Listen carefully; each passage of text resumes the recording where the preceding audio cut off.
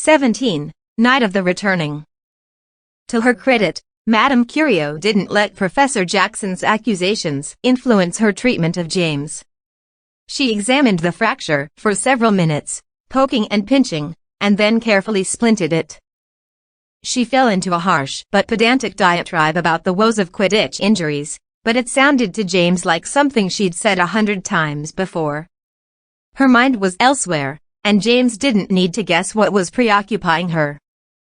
The invasion of Martin Prescott into the school had caused a wave of speculation and anxiety. His identity as a Muggle news reporter, and the fact that he was being kept in the Alma All-Aarons quarters had fed a load of rumors.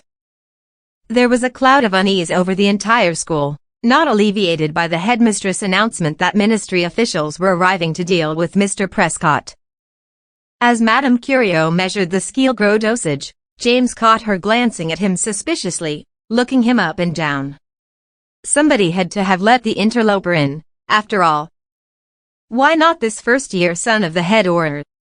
James knew that some people, those who believed the lies of the progressive element, would expect him to pull just such a stunt. Earlier that day, he'd heard a voice from a cluster of students saying, "It makes sense, doesn't it? The whole line is that the law of secrecy is our only protection from the supposed Muggle witch hunters. So what do?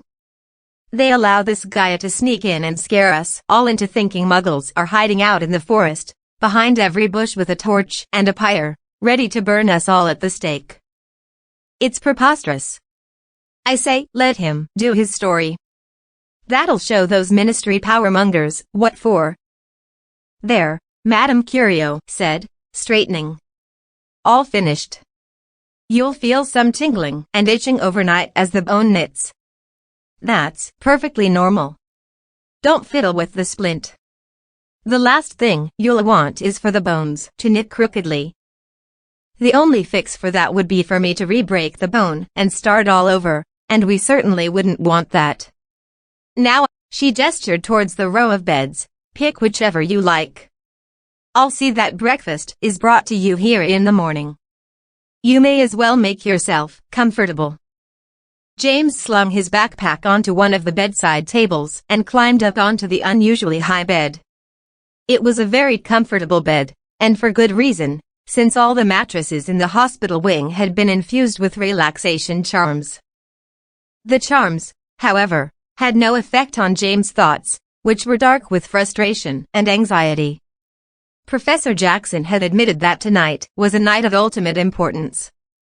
It wasn't simply speculation anymore. And now here James was, stuck for the night in the hospital wing, neatly trapped by Professor Jackson's crafty interpretation of Headmistress McGonagall's instructions. Alone for the first time since the attempted broomstick caper, James felt the full impact of what had happened out on the Quidditch pitch. It had seemed like a crazy plan from the beginning, but no more so than the plan to capture Professor Jackson's briefcase, and that had worked, hadn't it? Everything had been a success so far, until now. It was as if an invisible brick wall had suddenly blocked them, halting their progress at the last, ultimate moment. Arguably, the Merlin staff was the most powerful element of the three relics. Even now, Corsica, Jackson, and Delacroix were probably preparing to bring the relics together, unaware that they were missing the robe, but with the two most important relics in their possession. In spite of his anxieties, James had begun to drift sleepily under the influence of the charmed mattress. Now he sat up, his heart beating hard in his chest. What would happen when Jackson opened his case and found Ralph's dress robes instead of the relic robe of Merlin? The Viceminectio charm would break, then, wouldn't it? Jackson would see the case for what it was. He'd recognize it, and remember that day in technomancy class, when James, Ralph, and Zane had used the fake case to trick him. He had thought they'd failed, had even referred to it while taking James to the hospital wing. He would surely realize then that they hadn't failed. Jackson was smart. He'd know which of the boys had the real robe. Not Zane or Ralph, but James. The boy he hadn't pegged yet. Would Jackson come to the hospital wing to demand the robe? No, even as James thought it, he knew Jackson wouldn't. He'd go straight to James' trunk in the Gryffindor boys' quarters. He'd probably claim to be searching for clues about James' involvement in the unnamed dangerous plot against Hogwarts. Jackson would surely get James' trunk open, and then he'd retrieve the robe. Everything James, Ralph, and Zane, and even the gremlins had risked would be in vain. It would indeed be over, and there was nothing James could do about it. James struck the bedside table with his fist in frustration. Madame Curio, seated at her desk in the corner, gasped and put a hand over her chest. She looked at James, but didn't say anything. James pretended not to see her. His backpack had slipped sideways when he'd slammed his fist onto the table. Resolutely, he grabbed it and opened it. He took out his parchments and his ink and quill. He knew that, under normal conditions, Madame Curio would never allow a patient to have an open ink bottle on her clean white sheets, but as far as she was concerned, she was harboring a potentially dangerous individual. Best not to provoke him. James bent over the parchment and wrote quickly, awkwardly, with his splinted arm, not even noticing the way his hand smeared the inky wet letters. Dear Dad. I'm sorry I took the map and the eye cloak. I know I shouldn't have, but I needed them, and I thought it was what you would have done, so I hope you aren't too mad. I know I don't stand a chance with Mum, but put in a good word, will you? The reason I took them is because I've discovered something really sneaky and scary going on here at school.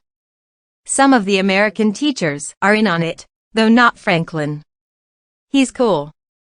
Also, the PE here is in on it. I don't want to tell you about it in a letter, but even if I am in big trouble with you and Mum, I need you to come. Can you be here tomorrow? Miss Saccharina says you are on an important job and not to be interrupted. So maybe you can't, but try, okay? It's really important, and I need your help. Love, James. James folded the parchment and tied it with a bit of twine. He didn't know how he'd send it, but he felt better just having written it. He remembered now that he'd intended to write his dad about the Merlin plot way back when they'd captured the robe, and he berated himself for not doing it then. He'd thought, at the time, that his reasons for not telling his dad were good ones, but now, trapped in the hospital wing on the ultimate night of the Merlin plot, and knowing that, despite everything, Jackson might very possibly capture the relic robe back from him. It seemed foolish and arrogant that he hadn't written his dad about it earlier. An idea struck James, and he dug in his backpack again. A moment later, he held his Weasley brand rubber duck in his hands. It still had Zane's handwriting on the bottom, laundry room. James dipped his quill and drew a line through that. Then, underneath it, he wrote, Hospital Wing, send Nobby to the east window. When he was finished, he gave the duck a sharp squeeze. Nanky a barmpot, it quacked. In the corner, Madame Curio once again startled and looked accusingly at James. Potential criminal or not, she clearly thought his behavior unaccountably rude. Sorry, madam, James said, holding up the rubber duck. It wasn't me. It was my duck. I see, she said with obvious disapproval. Perhaps now would be a good time for me to retire for the evening. You won't be, needing anything, will you? James shook his head. No, madam. Thanks. My arm feels loads better, anyway. Don't fiddle with it, like I said, and you'll be fine by morning, I expect. She stood and hurried past James toward the leaded glass doors. Two figures could be seen through the milky glass, and James knew that they were Phelia Goyle and Kevin Murdoch, both kindly sent by Professor Jackson to watch the doors. Madame Curio unlocked the doors and went out, offering her good evenings to the sentries. The door clicked shut behind her, and James heard the bolt clack into place. He sighed in frustration, and then jumped as his rubber duck quacked a loud insult next to him. He raised it and looked at the bottom. Below his handwriting was a new line of black letters, open the window, 10 minutes. James felt a little better. He hadn't been sure that either Ralph or Zane would be in any position to hear or respond to their ducks. In fact, he'd had no word whatsoever about what had happened to the rest of the gremlins. He felt cautiously confident that none had been caught, although Ralph's predicament, left in the middle of the Slytherin holding pens, was probably worse than anyone else's. Despite that, he figured that even Ralph had gotten out all right. Once everyone had seen James explode out of the holding pen riding Tabitha's broom, attention had probably focused on his wild ride, and then Tabitha's summoning of her broomstick, bringing both it and James back to the pitch. Most likely, Ralph had slipped out at that point and returned to the shed, along with the gremlins. James watched the clock over Madame Curio's desk as the minutes ticked away. He struggled with the impulse to go and open the window before the 10 minutes had passed.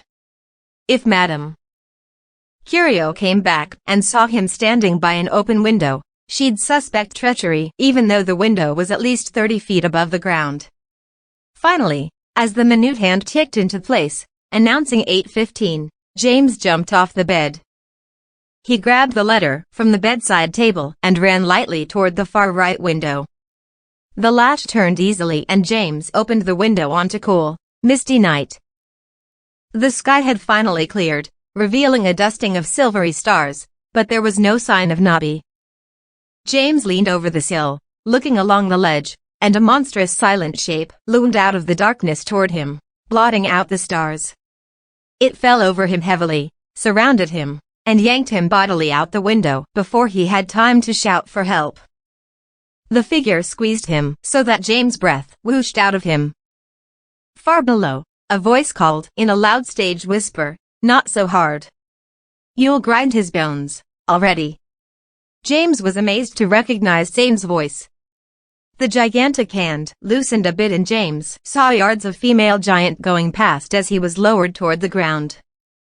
"Nicely done, Prejudice," Zane called, patting the giant on her shin. She grunted happily and opened her hand, unrolling James onto the ground between her massive feet. "I thought you were just bringing Nobby," James gasped, clambering up. "It was Ted's idea," Ralph said, moving out of the shadow of a nearby shrubbery. "He knew you'd want to get out and see to this whole Merlin affair, especially now. He went off to find Grop the moment you were taken off by Jackson. Grop found Prejudice, who's tall enough to reach the hospital wing, and we were just trying to figure out how to get you to the window when you ducked at us. Worked out pretty neatly, we thought." "I'll say," James said, rubbing his ribs with the heel of his left palm. "Good thing she's left-handed, or I'd probably need a whole new dose of skill grow for my arm. She's got a grip." "So where is Ted, anyway?" "House arrest, along with the rest of the gremlins," Zane said, shrugging. "McGonagall knew they were involved in the broomstick thieving plot, even if she can't prove it yet. She probably would have let it slide. She has bigger frogs to dissect with Recreant and Saccharina here, but Jackson's idea was to have all the gremlins out of the way until tomorrow, when the whole thing with this Prescott dude was taken care of." Ted was sent off to the Gryffindor common room the moment he got back from the forest with Grop. Everybody's there except Sabrina, who took a pretty ugly gigantism curse from Corsica. Her nose is the size of a soccer ball. Nothing for it but to sleep it off, apparently. I think we'd have been under guard, too, except that Jackson thinks Ralph stewed him to be involved in the broomstick plot and I had the perfect alibi, being right there on the field the whole time. So here we are. What's the plan, James? James glanced from Zane to Ralph to Prejudice, and then took a deep breath. Same as before. We need to get out to the grotto, keep to stop Jackson, Delacroix, and whoever else is involved. We still need to capture the Merlin staff, if we can, and most importantly, we need to escape so we can testify about whoever is involved. Here, Ralph agreed. But first, James said, holding up the letter he'd written to his dad, I need to send this. I should have sent it weeks ago, but better late than never. Ted was right. We need help. If we hadn't asked the gremlins to help us, I'd still be stuck up there in the hospital wing. If we hadn't asked the gremlins to help us, you might not have gotten thrown in there in the first place, Ralph muttered, but without much feeling. Zane, James said, turning toward him and stuffing the letter into his pocket. What time is the alignment supposed to happen? 9:55, Zane answered. We've only got an hour and a half. James nodded. Meet me at the edge of the forest near the lake in 15 minutes. Bring Prechka if she'll come. Zane looked up the dark bulk of the giantess. I don't think we could get rid of her if we wanted to. She seems to like helping. Excellent. Ralph, you have your wand? Ralph produced his ridiculously large wand from his back pocket. The lime green painted tip glowed eerily in the darkness. Don't leave home without it, he said. All right, keep it handy. You're on guard duty. Try to remember everything we learned in DADA and be ready to put it to use. This is it, then. Let's go. James darted through the shadows of the corridors, trying to move both quickly and inconspicuously, which was rather a 7 challenge.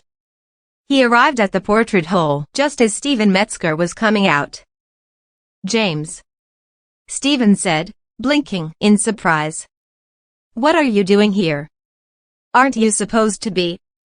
He stopped, and then glanced around the darkened corridors.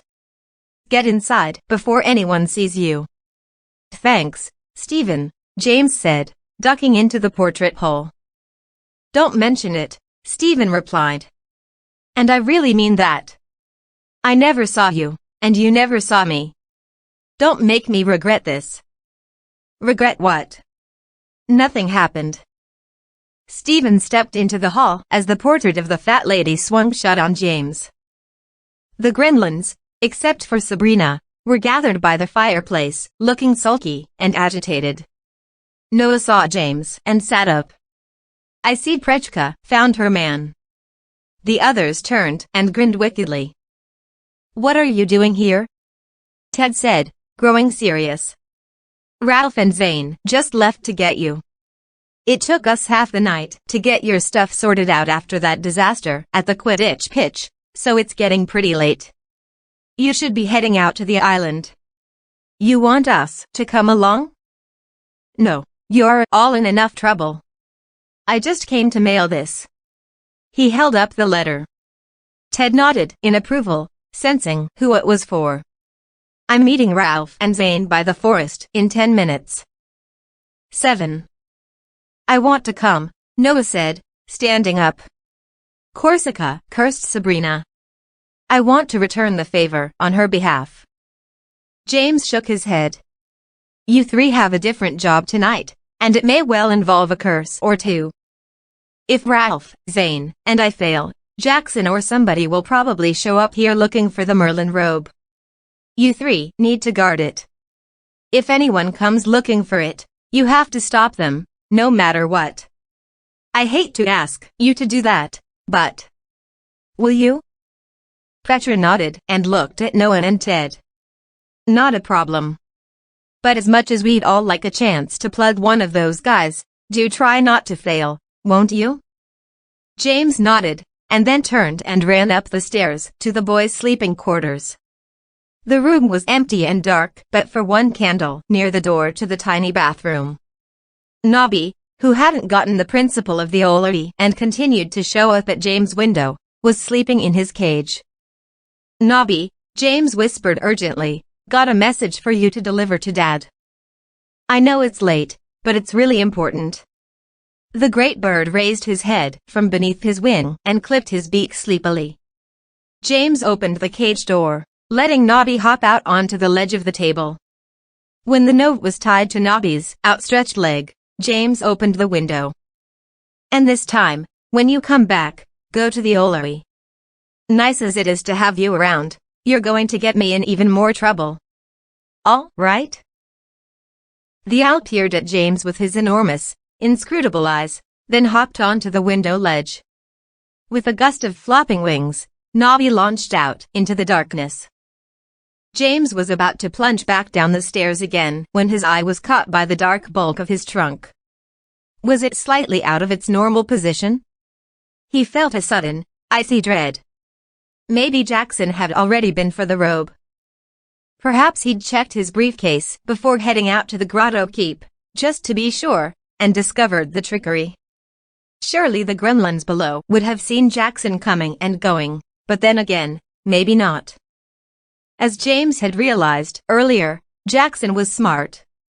Maybe he'd disguised himself, or maybe he'd asked Madame Delacroix to use her remote physio-apparition skills to simply appear in the boys' sleeping quarters to collect the robe directly. Then again, Ted had mentioned that Zane and Ralph had been there, sorting things out after the Quidditch disaster. James had to know. He hunkered down next to his trunk and produced his wand. The case unlocked at his command, and he riffled through the contents until he found the case buried at the bottom. It was still there, but it was slightly open. James gasped in fear, then felt inside. His fingers found the smooth folds of cloth. He could even smell that haunting smell of leaves and earth and living, breathing winds. He heaved a gigantic sigh of relief. With the trunk open, James wondered if there was anything he might need for his adventure at the island. He glanced around at the unruly pile of clothes and supplies on the end of his bed. After a moment's consideration, he grabbed the Marauder's map and the invisibility cloak.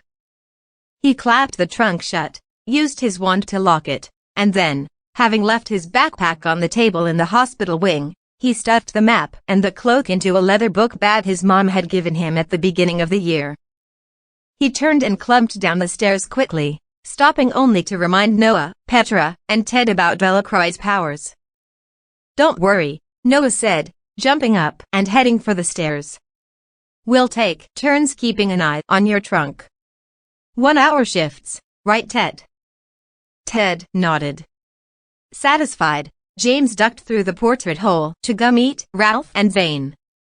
5 minutes later, as he came out of the courtyard and onto the grounds, James' eyes were too dazzled from the interior lights to be able to see clearly in the darkness. He felt his way down the slope toward the lake until he heard Zane whistling, apparently trying to sound like a bird.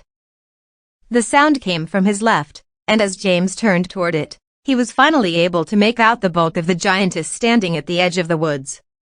Zane and Ralph were huddled nearby. "That was pretty good, wasn't it?" Zane said, grinning. "I saw that in a James Bond movie. I thought you'd appreciate it." "Nice," James nodded. The cool of the night air settled over him and James felt a wild sense of excitement and fear. This was it. There was no turning back. Even now, his absence from the hospital wing was probably being discovered. There might be trouble tomorrow, but if they failed now, there'd be even worse trouble to come. James glanced up at Prechka. "Will she let us ride on her shoulders? It's the only way we'll get there in time." Prechka heard him. In answer, she bent down, making the earth shudder as her knees struck the hillside. "Prechka, help," she said, trying to keep the boom out of her voice. "Prechka, carry small ones." She grinned at James and her head, now at his level, was nearly as tall as he was. Zane, Ralph, and James took turns scrambling up her arm and onto the giantess' great, sloping shoulders. James needed Ralph and Zane to help him up, as his splinted right arm was almost no use to him. When she stood, it was like riding a freight elevator into the treetops. Without a word, she began to lumber into the forest.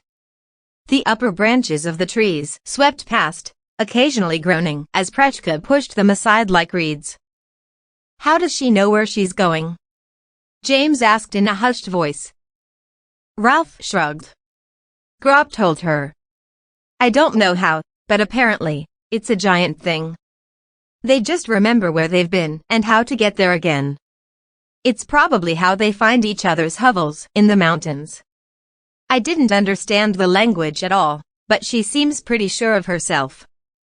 Riding Prejudice was an altogether different experience than riding Grop. Where the he-giant had been careful and delicate, the giantess swayed and thumped, her footsteps shuddering up her body and shaking the boys. James thought it was rather like riding on a gigantic walking metronome. The forest swam past, eerie from this strange, high perspective, as if it were clawing at the sky. After a while, James tugged on the giantess' burlap tunic. "Stop, here, Prejudice. We're close and I don't want them to hear us coming, if we can avoid it." Prejudice put out a hand, halting herself against a huge, gnarled oak tree. Carefully, she lowered herself and the boys climbed off her shoulders, sliding down her arm to the ground. "Wait here, Prejudice," James said into the giantess' enormous, lumpy face. She nodded, slowly, seriously, and then stood again. He could only hope that her understanding of their wishes was better than Grop's, who had wandered off in search of food. After only a few minutes, when he'd brought them out here last year. "This way," Zane said, pointing. James could see the glitter of moonlight on water through the trees. As quietly as possible, the boys threaded through the tree trunks and underbrush. Within a few minutes, they emerged at the perimeter of the lake. The island of the grotto keep could be seen further along the edge of the water. It loomed monstrously, grown to Gothic, cathedral proportions for its ultimate night. The Dragon's Head Bridge was clearly visible, open wide, both welcoming and threatening at the same time. James heard Ralph gulp. Silently, they made their way toward it. As they reached the opening onto the bridge, the moon slipped from behind a raft of wispy clouds. The island of the grotto keep unveiled fully in that silvery glow. There was virtually no hint of the wild, wooded nature of the island now. The Dragon's Head Bridge was a carefully sculpted horror, yawning open before them. At its throat, the vine-encrusted gate was as solid-looking and ornate as wrought iron. James could clearly read the poem inscribed on the doors. "It's closed," Zane whispered, rather hopefully. "Does that mean anything?" James shook his head. "I don't know. Come on, let's see if we can get in." Single file, the three boys tiptoed across the bridge. James, in the lead, saw the bridge's upper jaw open further as they approached the gate. It didn't creak this time. The motion was silent and oily, almost unnoticeable. The gates, however, remained firmly closed. James made to reach for his wand, and then stopped, hissing in pain. He'd forgotten about the splint on his fractured right arm. "Ralph, you'll have to do it," James said, sidling to the right to let Ralph in front of him. "My wand hand's no use. Besides, you're the spell's genius." What am I supposed to do?" Ralph stammered, pulling out his wand. "Just use the unlocking spell." "Whoa, wait," Zane said, throwing up a hand. "Last time we tried that, we were almost tree food, remember?" "That was then," James said reasonably. "The island wasn't ready. Tonight's the night it exists for, I think. It'll let us in this time. Besides, this is Ralph. If anybody can do it, he can." Zane grimaced, but couldn't offer any argument. He took a step backwards, giving Ralph room. Ralph pointed his wand at the gates nervously, his wand hand shaking. He cleared his throat. "What is it?" "I'd always forget." "Alhambra," James whispered encouragingly. Emphasis on the second and fourth syllables. "You've done it loads of time. Don't worry." Ralph stiffened, trying to halt the shivering of his arm. He took a deep breath and, in a tremulous voice, spoke the command. Immediately the vines twining the gates began to loosen. The letters of the poem dissolved into curls and tendrils, contracting from the wooden shapes of the doors. After a few seconds, the doors swung silently open. Ralph glanced back at James and Zane, his eyes wide and worried. "Well, It worked, I guess. I'd say so, Ralph, Zane said, moving forward. The three of them stepped carefully into the darkness beyond the gates. The inside of the grotto keep was circular and mostly empty, surrounded by trees that had grown into the shapes of pillars, supporting a thick, domed ceiling of branches and spring leaves. The floor of the grotto was terraced with stone, forming steps that descended toward the middle. There, in the very center, a round bowl of earth was lit in a beam of bright moonlight that pierced a hole in the center of the domed canopy. The Merlin throne stood in that beam of moonlight, and in front of it, silhouetted against the moonlight, her back to them, was Madame Delacroix. James felt weak with fear. He froze in place, and only distantly felt Ralph's hand groping at him, tugging him backwards into the shadow of one of the tree trunk pillars. He stumbled a little, and then dropped down behind the bulk of the tree, next to Ralph and Zane. Carefully, slowly, James peered around the tree pillar, his eyes wide and his heart thundering. Delacroix hadn't moved. Her back was still to them, and she was still staring motionlessly at the throne. The Merlin throne was tall, straight-backed, and narrow. It was made of polished wood, but was somehow more delicate than James had expected. The mass of it was formed of carvings of vines and leaves, curling and tangled. The only solid parts were the seat and the center of the backrest. The throne looked as if it had been grown rather than carved, much like the grotto keep itself. No one else was visible. Apparently, Delacroix had arrived early. James was wondering how long she'd been standing there, motionless, watching the throne, when there was the sound of someone else's footsteps behind them, on the Dragon's Head Bridge. James held his breath, and sensed Ralph and Zane hunkering down as low as they could next to him, hiding among the low underbrush lining the keep. A man's voice spoke a low command in some strange language James didn't recognize. It sounded both beautiful and frightening. There was the sound of the gate's vines unfurling again, and then footsteps clacked hollowly on the stone steps of the terraced floor. Professor Jackson moved into view, walking resolutely down into the center of the grotto, keep behind Madame Delacroix. Professor Jackson, Madame Delacroix said, her heavily accented voice ringing in the stone bowl of the grotto, you never fail to meet my expectations. She still hadn't turned around. Nor you mine, madam. You are early. I was savoring the moment, Theodore. It's been a long time coming. I'd be tempted to say too long, if I was a believer in chance. I am not, of course. This is how it was meant to be. I have done what I was meant to do. Even you have performed the role you were preordained to perform. Do you really believe so, madam? Jackson asked, stopping several feet behind Delacroix. James noticed that Jackson had his hickory wand in his hand. I wonder. As you. No, I'm neither a believer in chance nor destiny. I am a believer in choices. It matters not what you believe, Theodore, as long as your choices lead to the right ends. I have the robe, Jackson said flatly, abandoning the pretense of polite conversation.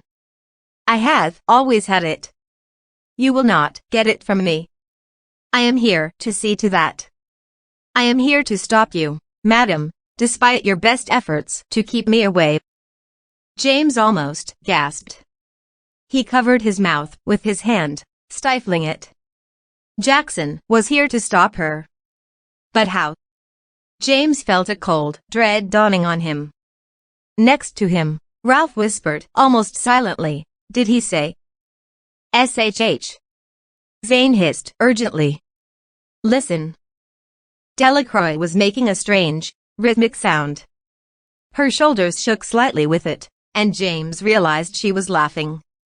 My dear Theodore, I have never attempted to thwart you. Why, if I had not allowed a token resistance to your presence on this trip, you'd have never chosen to come at all. Your stubbornness and suspicious nature are my best tools. And I needed you, Professor. I needed what you had, what you believed so ardently that you were protecting. Jackson stiffened. Do you believe I was foolish enough to bring the robe with me tonight? Then you are more arrogant than I thought. No, the robe is safe. It is secured with the best hexes and counter-accio charms ever created. I know that, for they were created by me. You shall not find it, of that I am certain. But Delacroix was laughing harder. She still hadn't turned around. The beam of light illuminating the chair seemed to be growing brighter, and James realized it was the accumulated light of the planets. They were moving into place. The time of the Hall of Elders crossing was nearly upon them. So, Professor, your confidence cheers me. With enemies such as yourself, my success is all the more delicious. Do you think I haven't known all along that you guarded the robe of Merlinus in your case at all times? Do you think I was not preparing for the robe to be delivered to me from the moment I first arrived here? I haven't had to lift so much as a finger. And yet the robe comes to me of its own accord this very night. James had a horrible thought.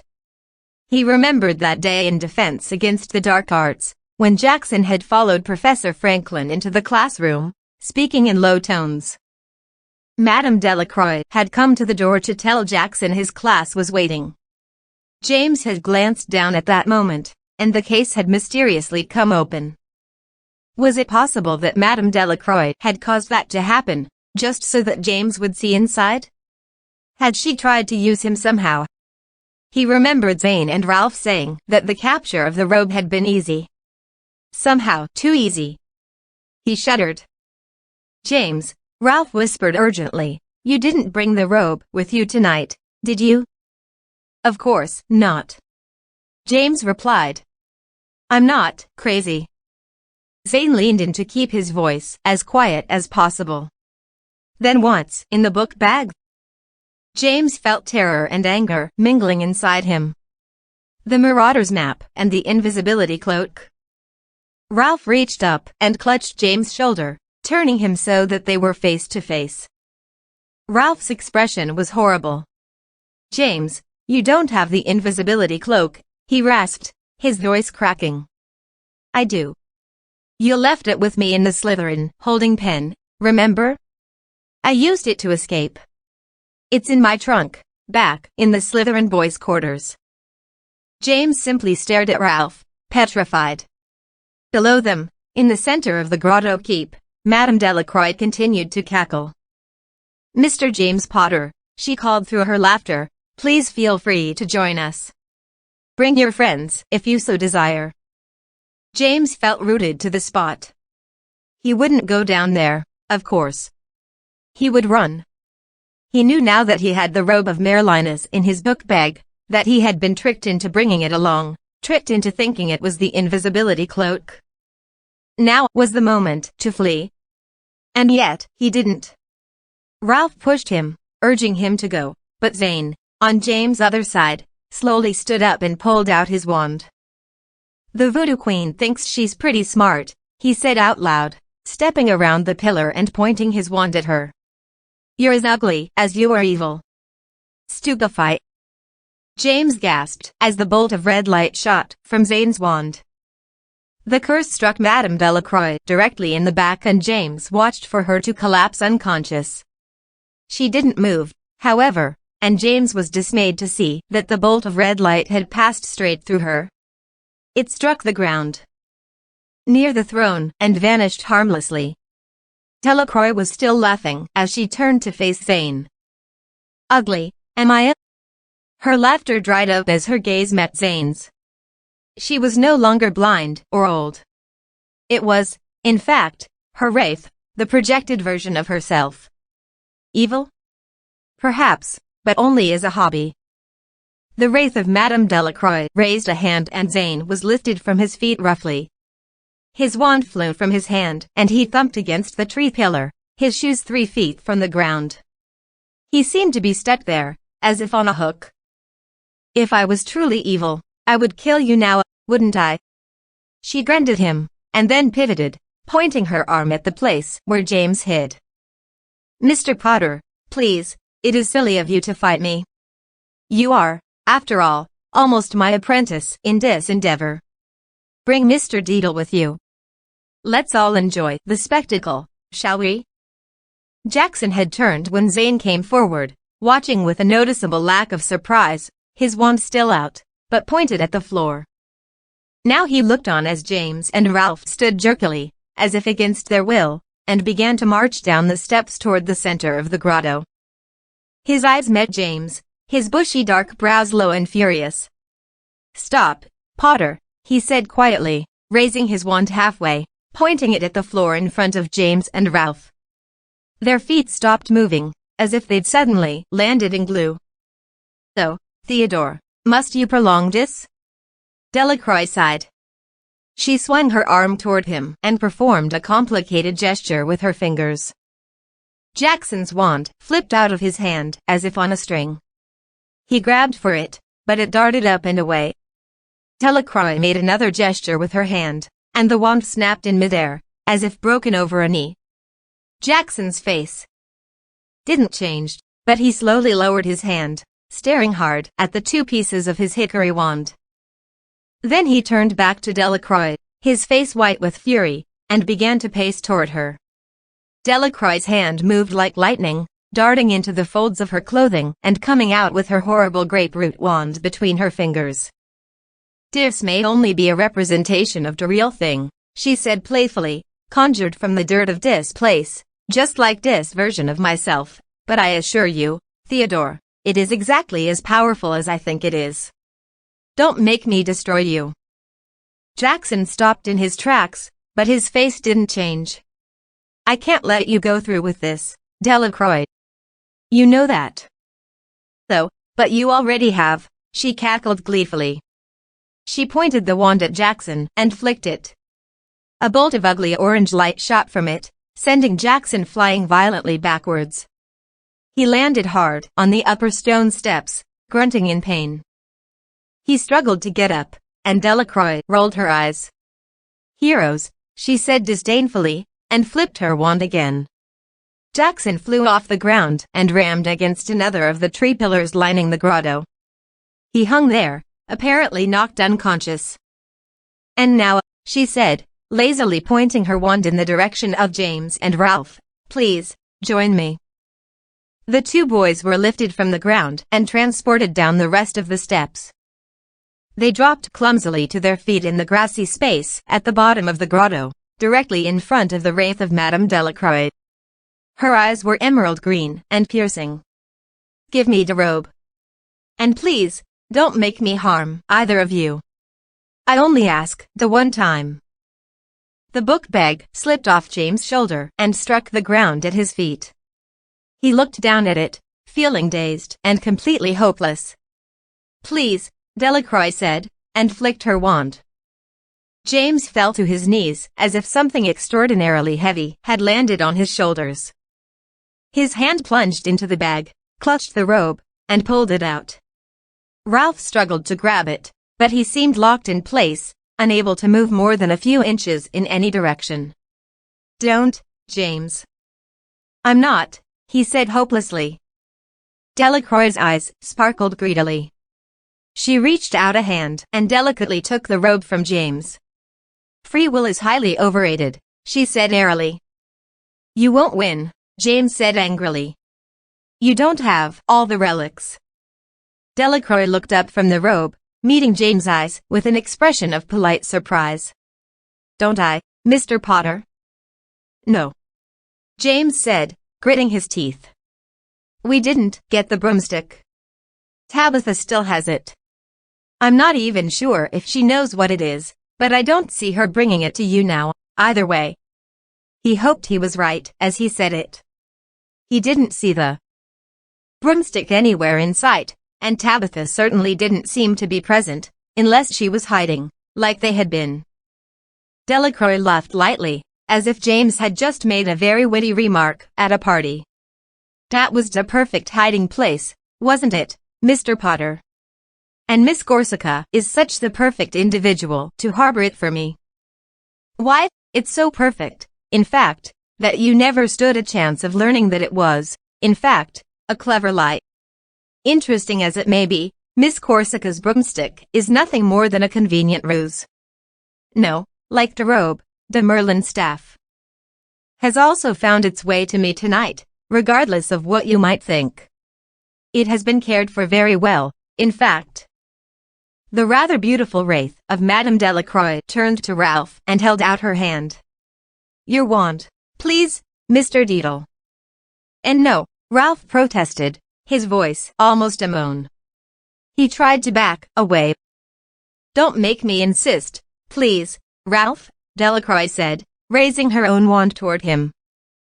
Ralph's hand jerked up and went to his back pocket.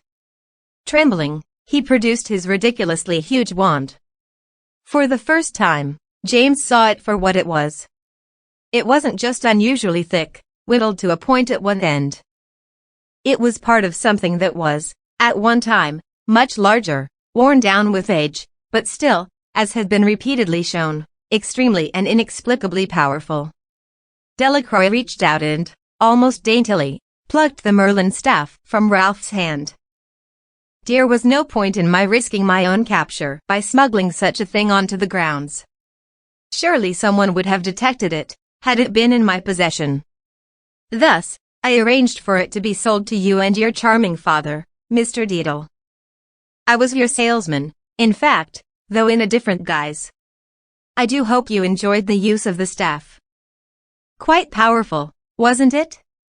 Though, but now I see, she added, turning almost apologetic. You thought that it was you who was the powerful one, didn't you? I'm so sorry, Mr. Deedle. Did you really think you'd have been allowed to enter the keep if you hadn't had the staff of Merlin with you? Surely even you can see the humor in that, can't you? You, a muggle-born. Please, forgive me. She laughed again, lightly, maliciously. She turned then, and very carefully began to arrange the relics on the throne. James and Ralph looked at each other miserably, and then James tried to look back at Fane, who was still stuck to the tree pillar behind them, but the darkness was too thick. Madame Delacroix stepped back from the throne, breathing in a great, long breath of anticipation. She positioned herself between Ralph and James, as if they were compatriots.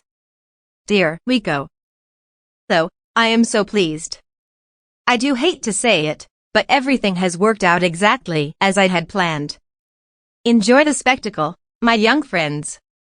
I cannot guarantee that Merlinus will not destroy you with his arrival, but surely you do not think that too high a price to pay to observe such a thing.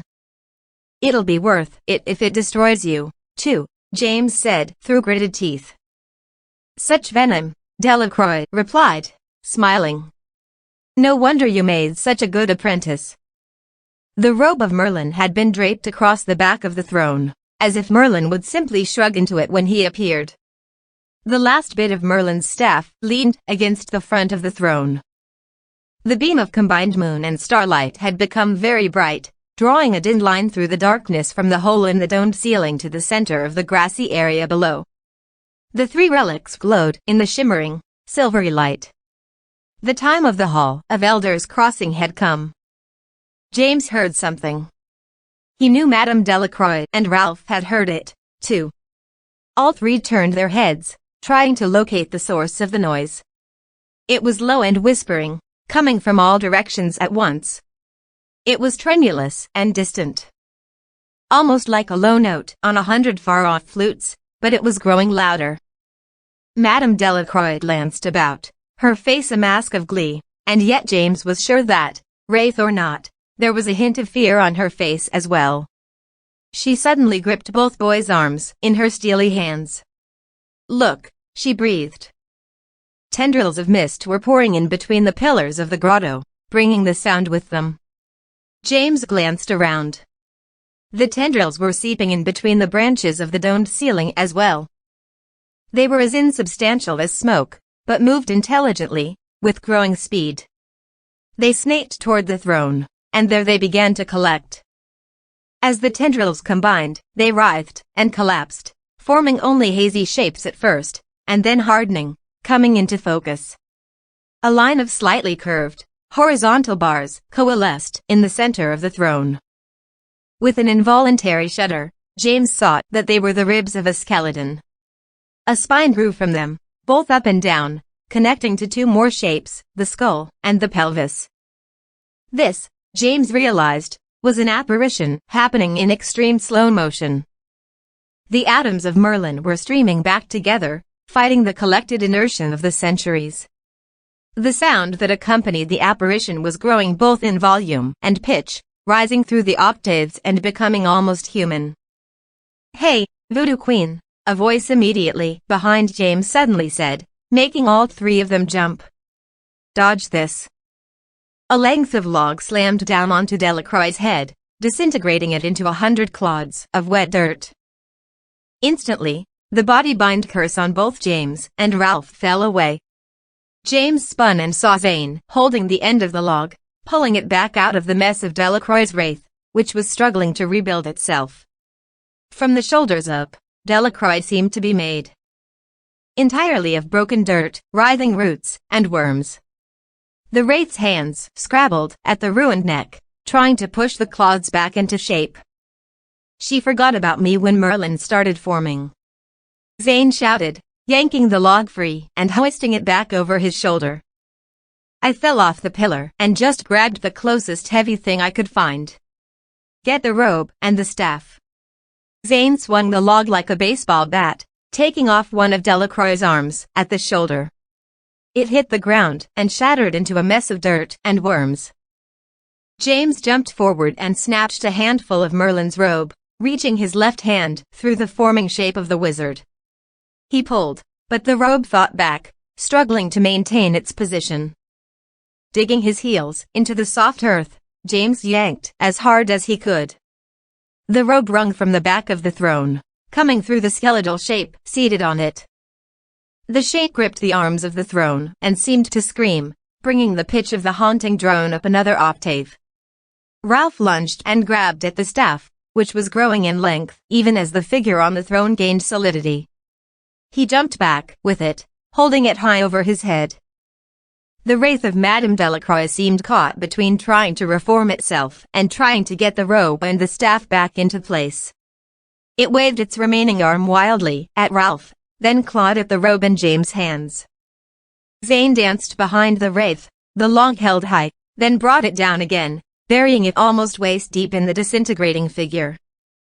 James glanced toward the Merlin throne and saw that the figure there, which had formed to a full skeleton with ghostly musculature clinging to it like moss, was writhing horribly, beginning to melt again into mist. The sound of Merlin's apparition had become a keening shriek. And then, as if out of nowhere, another figure was among them. It resolved from the darkness beyond the grotto keep, moving with terrible speed. It was the Dryad with the horribly long, blue fingernails, but only just barely. There was something else moving within the shape, as if the Dryad was merely a costume. A new voice joined the keening wail of the half-formed Merlin. "Master. No.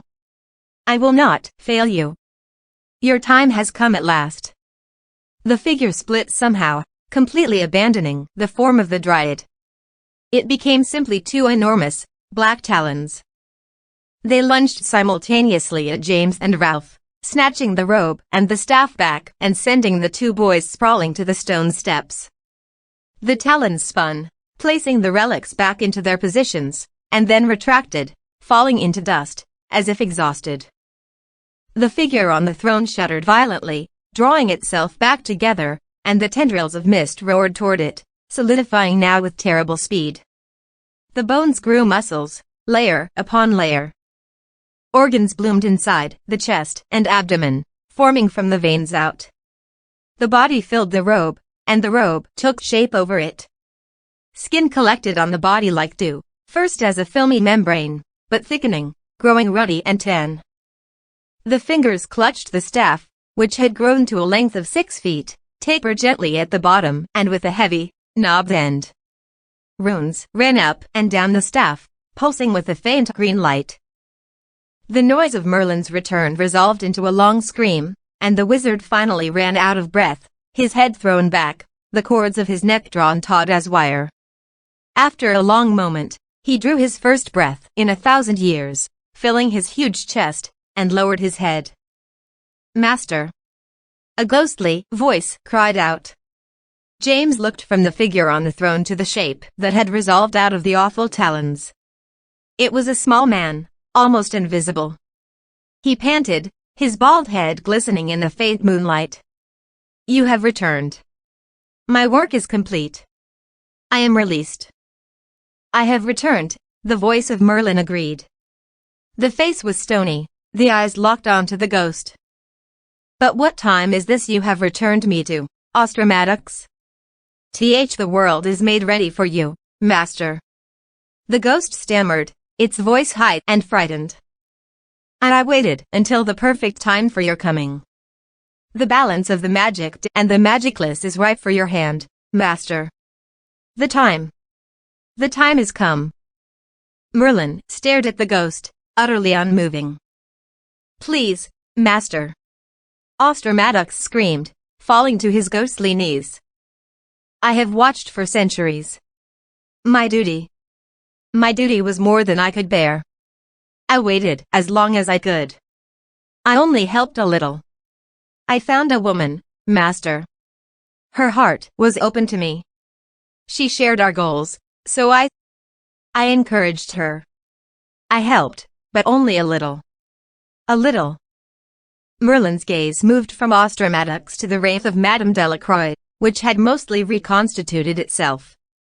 It flung itself to its knees, and when it spoke, the voice sounded as if it came through a mouthful of dirt. "I am your servant, Merlinus. I have summoned you to fulfill your destiny, to lead us against the Muggle worms. We are prepared for you. The world is ripe for you. This puppet of filth is to be my muse," Merlin said, his voice low but nearly thundering with intensity. "Let us see her as she is, then, not as she wishes to be seen." Delacroix straightened herself and began to speak, but nothing came out. Her jaw worked, almost mechanically, and then, chillingly, deep choking sounds began to emerge from her throat. The wraith's hands floated upwards, rising to clutch at the neck, then to scrabble at it, digging in with long fingernails so that strips of muddy flesh began to peel away. The throat bulged, almost like that of a bullfrog, and the wraith suddenly bent at the waist, as if it was going to be sick. Merlin's eyes blazed at the wraith and his staff glowed softly, the runes rippling with their inner light. Finally, violently, Madame Delacroix's wraith heaved and the jaw split wide open, far past its logical limits. Something ripped forth from the yawning, horrible mouth. It poured out onto the ground before it. The wraith's body shrunk as the mess poured from its mouth. It was almost as if the wraith turned inside out, emptying itself out of its own mouth, until all that was left was the thing lying prone on the ground, writhing and awful. It was Madame Delacroix as she really was, somehow transported from her remote place of safety and vomited from her puppet form. She racked against the floor as if in great pain, her shape emaciated and bony, her eyes blank gray orbs, staring blindly at the ceiling. "Austramadox, you have brought me to a dead time," Merlin said, his low voice filling the grotto like the roar of a thousand deeps. He turned away from the pathetic shape of Madame Delacroix, returning his gaze to the cowering ghost. "The trees have awakened for me, but their voice is nearly mute. Even the earth sleeps the sleep of centuries. You have returned me to suit yourself and yourself alone. You were a faulty servant when I agreed to apprentice you, and I have returned only to realize the depth of that mistake. I discharge you from my service. Begone."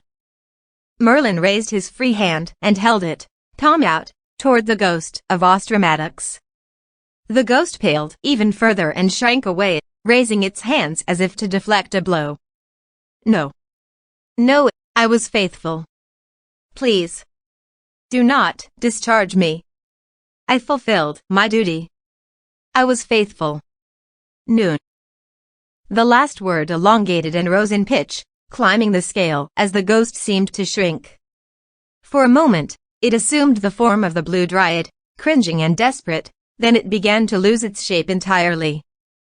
It dwindled, and James saw that it contracted in the same proportion as Merlin's closing hand, as if the wizard were squeezing Vos Dramaticus in his outstretched fist.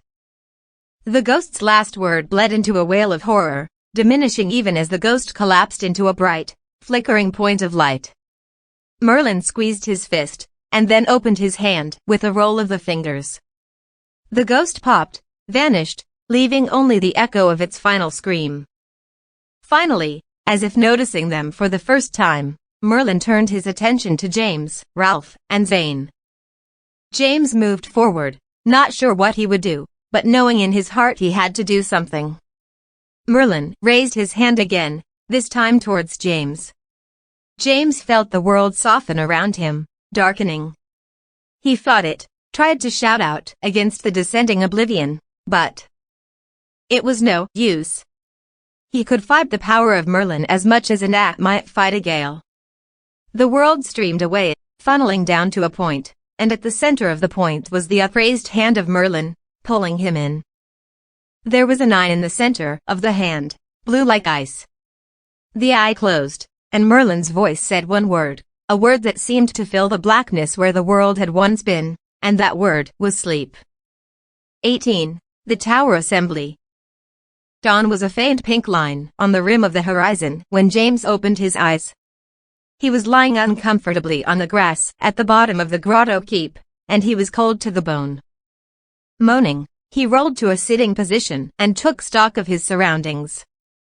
The first thing he noticed was that the Merlin throne was gone. There wasn't as much as a depression in the grass where it had stood. The second thing James noticed as he raised his head and looked around was that the grotto keep was no longer a magical place. In the absence of the Merlin throne, the island was quickly returning to its wild, random nature. The sense of haunting, Gothic architecture was slipping away. Birds sang in the thatch of tree branches overhead. "Oh-h-h," a voice nearby groaned. "Where am I?" Somehow, I have the terrible feeling that a cup of coffee and a fireplace is not about to appear before my eyes. "Zane," James said, getting shakily to his feet. "Are you all right?" "Where's Ralph?" "I'm here," Ralph muttered. "I'm just taking inventory of all my bones and major bodily functions. So far, nothing alarming, except that I need a bathroom even more than Saint Lochimigus." James climbed the steps into the gloom of the upper terraces of the grotto. The early morning light was faint and gray, barely making it through the brush and trees of the island. Zane and Ralph were climbing unsteadily to their feet. "Merlin's gone," James said, looking around. "And I don't see Jackson or Delacroix, either." He stepped over the broken bits of Jackson's wand and shuddered. "Guess we were wrong about him, weren't we?"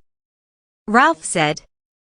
"We were wrong about loads of stuff," James agreed softly. Zane rubbed his lower back and groaned.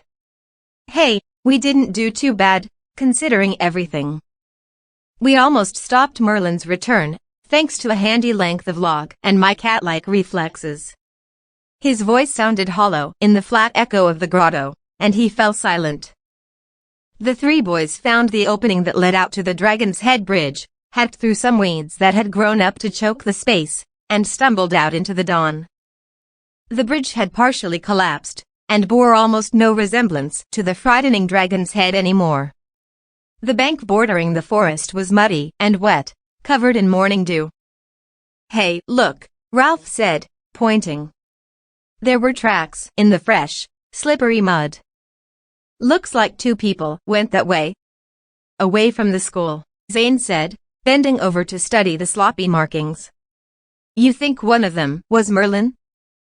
James shook his head. "No. Merlin wasn't wearing shoes. That looks like Delacroix and Jackson to me. She probably left first, and then he set out after her when he came to. Besides, something about Merlin tells me he doesn't leave tracks unless he makes a point of it." "I hope Jackson breaks her in half when he catches her," Zane said, but without much passion. "I hope she doesn't break him," Ralph replied morosely. "You saw what she did to his wand." "Don't remind me," James muttered. I don't want to think about it. He began to walk forward, heading generally into the woods where they'd left Prejudice, but with no real destination in mind. He had a terrible suspicion about where Merlin had gone, and he, James, was responsible for that. Twice, Delacroix had called him her apprentice. She had influenced him, somehow, and he'd allowed it. He had played right into her plan, bringing the robe to her. She was right. She hadn't had to lift so much as a finger. True, things hadn't seemed to work out very well for her in the end, but that didn't mean much. Alone, Rogue Merlin might be even more dangerous than a Merlin in league with people like the progressive element. At least, they tried to operate under a guise of respectability. Merlin was from a different time, a more direct and deadly time. A nearly crushing weight of guilt and hopelessness pressed down on James as he plodded forward.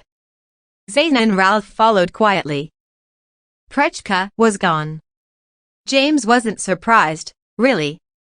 Her footprints were pressed into the dewy earth like dinosaur tracks. Without a word, the boys followed them, shivering and wet with dew. Mist filled the woods, reducing the world to a handful of black trees and dripping bushes. As they walked, the mist grew bright, absorbing the sun, and finally began to burn away. The forest awoke with bird song and the scampering of unseen creatures in the brush.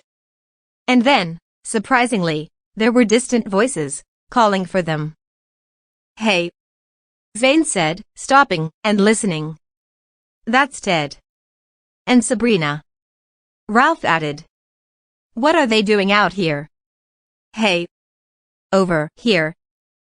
The three boys stopped and called to the two gremlins, who responded with hoots and hollers.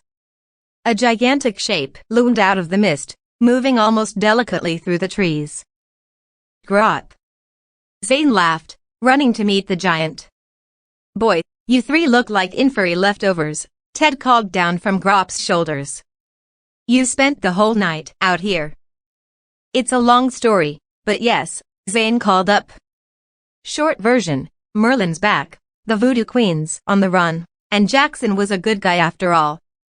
He's after her as we speak, results unknown. "Is there room up there for 3 more, Grop?"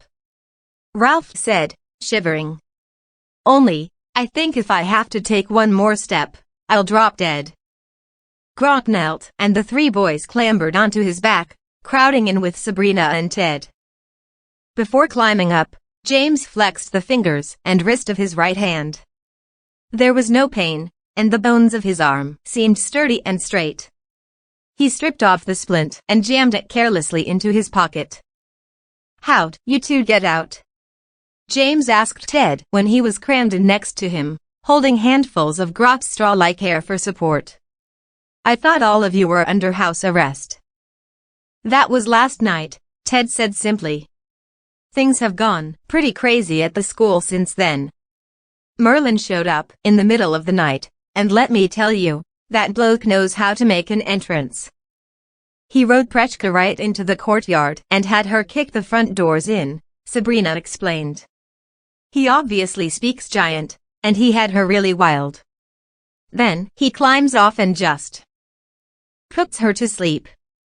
She's still there, snoring next to the main entrance like the world's largest pile of laundry." "We all woke up when we heard the noise of the doors being smashed in," Ted went on. "After that, it was pandemonium. Students running all over the place in their night clothes, trying to figure out what's going on. People were already pretty uptight, what with that Prescott guy still on the grounds and nobody knowing what he's up to. And then here's this bloke who's built like a boulder and dressed like a cross between a druid and Father Christmas, stalking through the school, putting people to sleep with barely a look, clacking this enormous staff on the floor as he goes, loud enough to echo around the whole place. Then he sees Peeves, and the weirdest thing happens." "What?" Zane asked hopefully. "Did Peeves blow a raspberry at him and get turned into a floor lamp or something?" "No," Sabrina said. "Peeves joined him. He didn't seem to want to, but he did anyway. Merlin stopped when he saw Peeves, and then he spoke to him. None of us knew what he was saying. It was in some really weird, flower language. We were worried that Peeves would do something stupid and get us all zapped with that creepy stuff, but then Peeves just grins, and it isn't like any of his normal grins. It's the kind of grin you see on a house elf when the master is just as prone to wallop the elf with a frying pan as look at it. A whole lot of teeth, and not much humor, you know. And then, Peeves swoops down next to the guy. They talk for a few seconds in low voices, and then Peeves moves off, slow enough for Merlin to follow. Merlin had a place in mind he wanted to go, I guess, and Peeves took him there. Peeves? Ralph said incredulously. I know, Ted replied.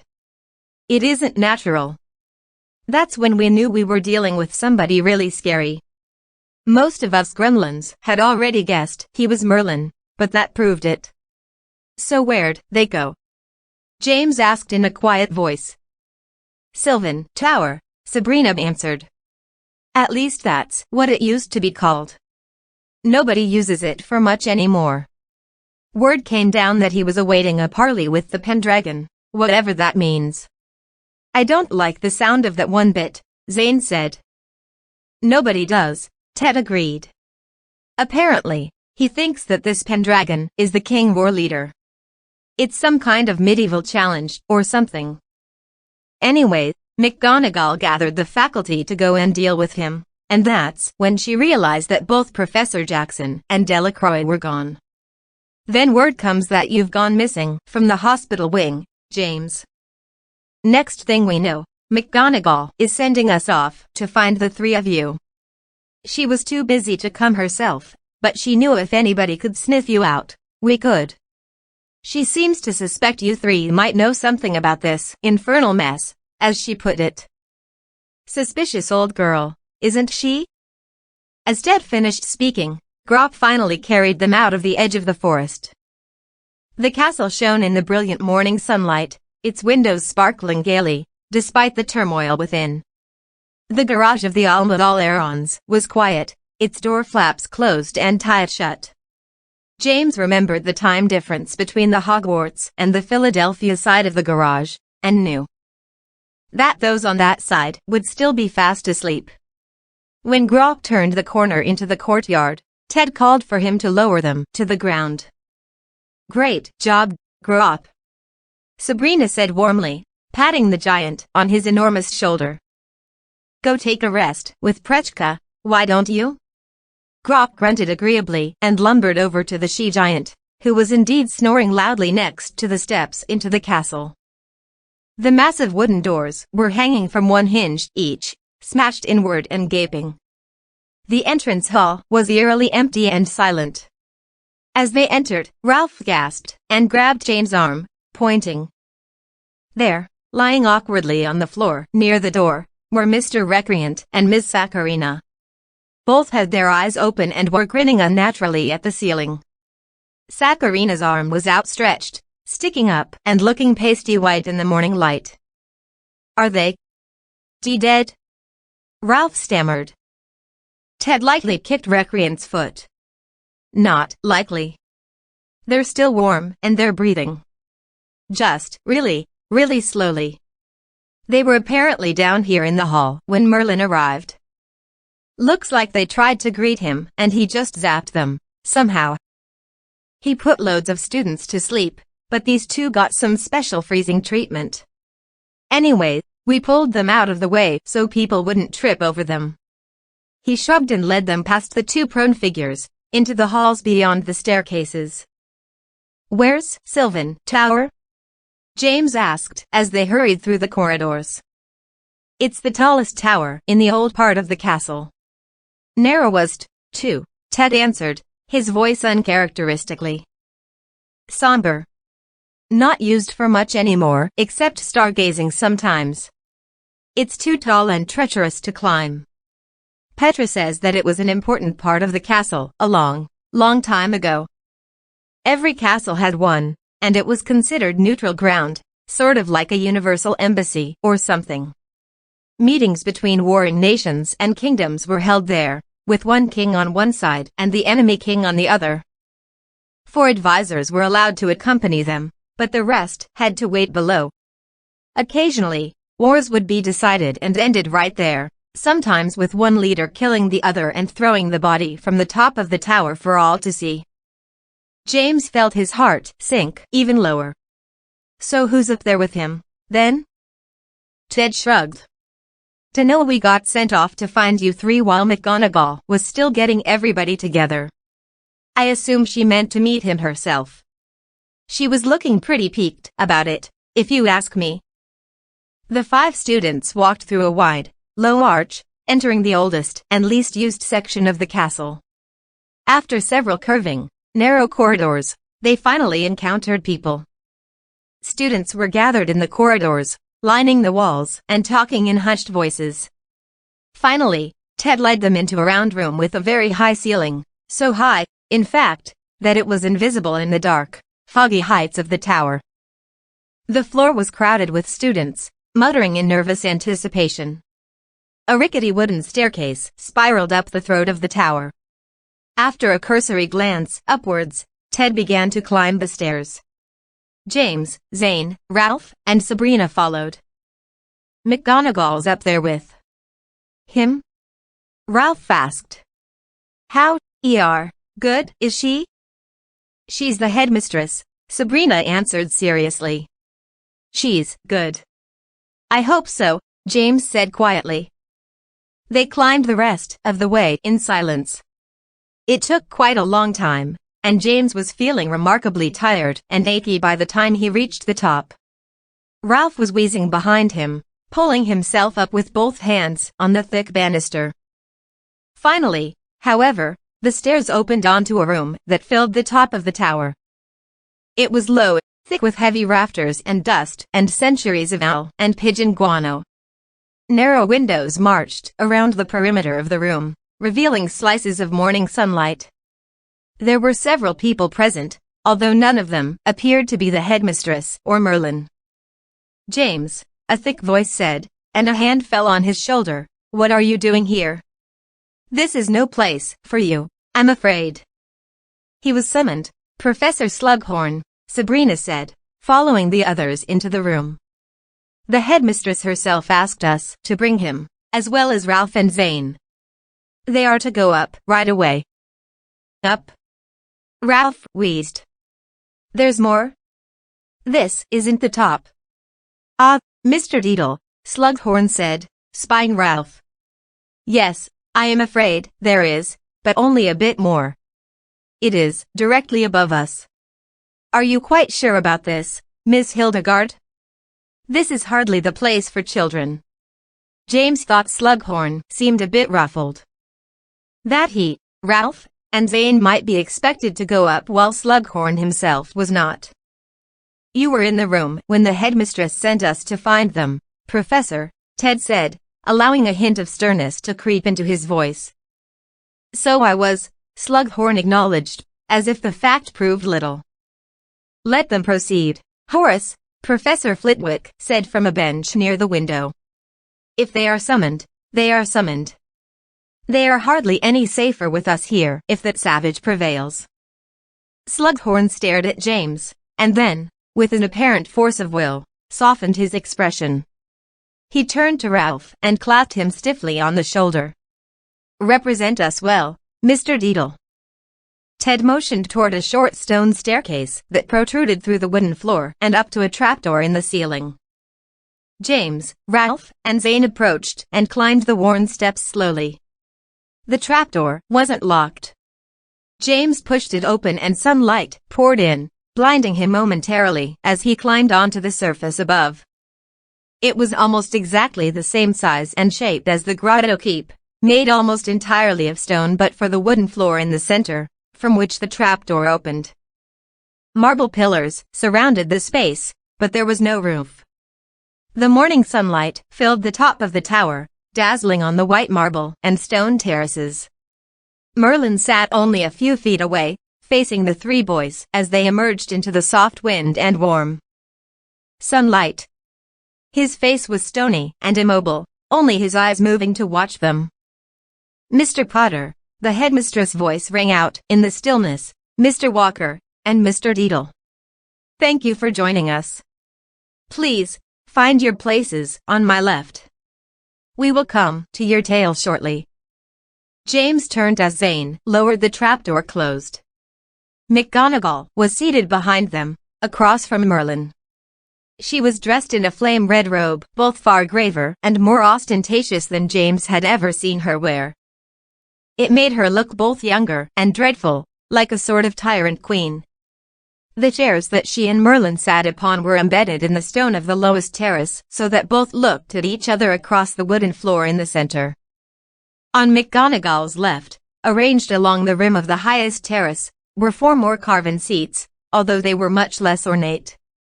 Seated on them were Neville Longbottom, Professor Franklin, and Harry Potter. "Dad," James breathed, a smile of relief and joy surfacing on his face. He ran up the steps toward his father. "James," Harry said quietly, his face grim, "I was told you had gone missing. You had us very worried. I would have gone after the 3 of you myself, except that we received word you'd been found only moments after I arrived." "How did you find out?" Ralph asked, furrowing his brow. Harry allowed a crooked smile and held up a Weasley rubber duck. On the bottom, Ted's handwriting was scrawled. "Found them. Be there, straight off. This is Petra Morgenstern's, but she said they got the idea from you 3. Very handy." "I'm sorry I took the map and your cloak, Dad," James said in a rush. "I know, I shouldn't have. I really made a mess of things. Merlin's back, and it's all my fault." Harry darted his eyes meaningfully at the chairs in the center of the space. "Don't be too hard on yourself, my boy. We'll have loads of time to discuss this later. For now, I think we have other matters to attend to." James turned back toward the headmistress and Merlin. He'd nearly forgotten about them in the excitement and relief of seeing his dad. "Sure. Sorry." The 3 boys remained standing along the top terrace, next to Harry, Neville, and Franklin. James noticed for the first time that the opposite side of the terrace was occupied by a surprising number of birds and creatures, all of which were staring hard at Merlin. There were owls and pigeons, ravens, and even a few falcons, all arranged on the ledge of the railing, on the 4 carven seats, and on the floor of the top 2 terraces. Sitting incongruously among them, also staring at the bearded man, were a variety of creatures James recognized as house animals. Frogs and rats jostled slightly among the birds. Even Zane's cat, Thumbs, was there, sitting near the front, his black and white nose twitching slightly.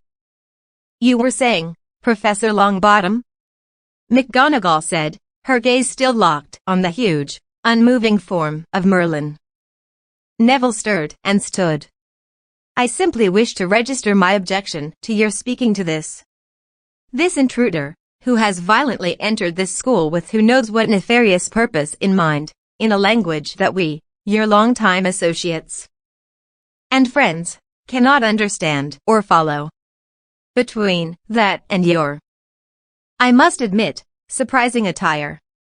Well, surely you must know how this looks to us." "I apologize, Mr. Longbottom, and the rest of you," McGonagall said, finally looking away from Merlin and meeting the eyes of those gathered to her left. "I had forgotten myself. This gentleman comes from a time of formality and ritual. I am meeting him as he expects to be met, in the ceremonial robe of my station. I am afraid that when he first found us, he assumed that all of us, including myself and the faculty, were peasants who had somehow managed to overrun the castle. It was extremely unbecoming in his time for the Pendragon to appear in the sort of colorless sacks that he mistook our robes for. As for the language, I can speak in the language of your servants, if you wish it, Madam Pendragon," Merlin interrupted in his low, carrying voice. "Although why you deign to speak to them as equals when they should be stropped for such impertinence, I cannot guess." McGonagall sighed and closed her eyes. James had the sense that these sorts of misunderstandings had been going on for some time. "These are my associates, not my underlings, sir." This is a different time, as I fear I must keep reminding you. I am not the Pendragon of a kingdom. I am Pendragon only of a tiny portion of land, all of which is within sight of this tower. But yes, please do speak so that all of us may understand. As you wish, madam, Merlin answered. I assume your council is fully present, then? It is. James Potter, Ralph Deedle, Zane Walker, the headmistress said, looking at each boy in turn. This man claims to be Merlinus Ambrosius, returned to the world of men from an age of nothingness, by the combined arrangement of his ghostly apprentice and 5 other individuals. What can you tell us of this tale? James answered, explaining, as well and honestly as he could, how the 3 Merlin relics came to be combined in the island of the Grotto Keep. He was careful to proclaim, to his own shame, how Professor Jackson had meant to protect the robe and keep it from the grotto, foiling Madame Delacroix's plan, but that James had inadvertently ruined his intentions. It was my fault, he explained miserably. Ralph and Zane only helped because I talked them into it. I wanted to, he paused and swallowed, I wanted to save the day, I guess. But I ruined everything. I'm sorry. McGonagall's face was calm but unreadable as James finished. He hung his head, but a moment later, he felt his dad's hand on his shoulder, warm and heavy. He sighed. Merlin let his gaze sweep over the gathering on and near the benches, then he slowly filled his chest. Austermatix's plan abused the intentions of many, I see, some good and some bad. I assume, however, that after this boy's testimony, there is no doubt about my identity. Allow me to repeat, then, I have been, it seems, the subject of a very dire campaign of lies and slander. It has apparently become accepted lore that I was, in my own time, a capricious and dishonorable creature, a man of selfish alliances and endless guile. This is no truer than the litany of virtues embroidered into the history of this Voldemort villain you have described to me. I was no more evil than a storm is evil. I killed only when there was no hope of repentance or slavery. I collected dues only from those who deserved to pay, and even then, 1/3 of my purse went to the poor and the church. I am no horror to be sought after by the pathetic creatures whom you gratuitously call evil, whose own wickedness is hardly a candle to the torches of iniquity I have observed in my own time. I've no doubt you believe that, McGonagall stated, but surely you know that the legends of the dark heart of the world's most powerful wizard began even before you stepped outside of your own time, while you still walked the earth. Many lived in fear of you. Only those whose wickedness or ignorance lent them to that error, Merlin rumbled. And even in their case, I would more likely have approached them with the rod instead of the sword. That may be so, Merlinus, but you yourself know that you dabbled in arts that, while technically allowed in your time, were not very allowed. You exposed yourself to currents of magic that separated you from the rest of humanity, currents that were, in fact, more than most human beings could touch and remain sane. You were changed by that dabbling. Perhaps even warped by it. Even you must have doubted your own judgment at times. The ambiguous morality of Merlinus Ambrosius was well known, as was his cavalier attitude towards the lives of the non-magic. It was legitimately suspected that you might side with those who wished the destruction and subjugation of the Muggle realm. I cannot speak for your own time, but in ours, those who wish war upon the Muggle world are our sworn enemies. Your allegiance must be decided before we can allow you to leave these halls. You dare to challenge the nobility of such as me? Merlin asked, his voice smooth and calm. And to suggest that I could not merely wipe you all from the earth with a sweep of my arm, if I so wished. I dare to do both, and for good reason, McGonagall said firmly. You were of questionable motive in your own time, as even the best historians agree. You remain so in this time. And in regard to your powers, they may be formidable, but even in your time, the current from which you drew your power was waning as the earth was tamed. Don't pretend that that wasn't your greatest reason for stepping out of time. You hoped to return to an age when the current of the earth was restored, when your power would once again be uninterrupted and complete. But this is not that time. The current is more parsed than ever. Your power may still be great, and you might indeed defeat those gathered here, but you are by no means unstoppable. Choose carefully with whom you ally in this age, Merlinus. Merlin's face remained as impassive as stone as he stared at the headmistress. I have truly returned to a time of darkness if the Pendragon believes that a mere threat of doom might sway the convictions of an honorable wizard. But I see that you are honest in your motive, even if your methods are mean. I have never forsworn allegiance to any whose hearts were turned hard against the non-magic. I worked to maintain the balance between the magical and muggle worlds, to keep the scales from tipping one toward the other, though none would have guessed my true aims. I serviced all, but always with that goal in my heart. Fairness is a myth among a fallen humankind, but equality of struggle can be maintained, even if it is only a pale ghost of true fairness. You speak well, Merlinus, the headmistress said, but you have not stated your purpose plainly. Are you here to overthrow us or to work alongside us? For the first time, Merlin's face showed emotion. He closed his eyes and pressed his lips together. His beard glistened with what James assumed was some sort of oil. Occasionally, the scent of it, wild and spicy, wafted in the breeze of the tower's top. Oster Maddox deserved the fate I dealt him, and perhaps 100-fold, for returning me to this time. He opened his eyes again, and looked around at the assembly. I approach a castle of the most solid construction I've ever witnessed, filled with glittering eyes of hardened sunlight, and yet I find no sentry, no vanguard, not so much as a servant to fill my bath or demand protocol. You meet me with no recognition of my status and no blessing upon my head, wearing the clothes of jesters and field boys, and yet you are surrounded by tables of plenty, on plates as round and smooth as the planets. The Pendragon herself is not revered or waited upon, but dresses like her minions in shapeless bags of tempting.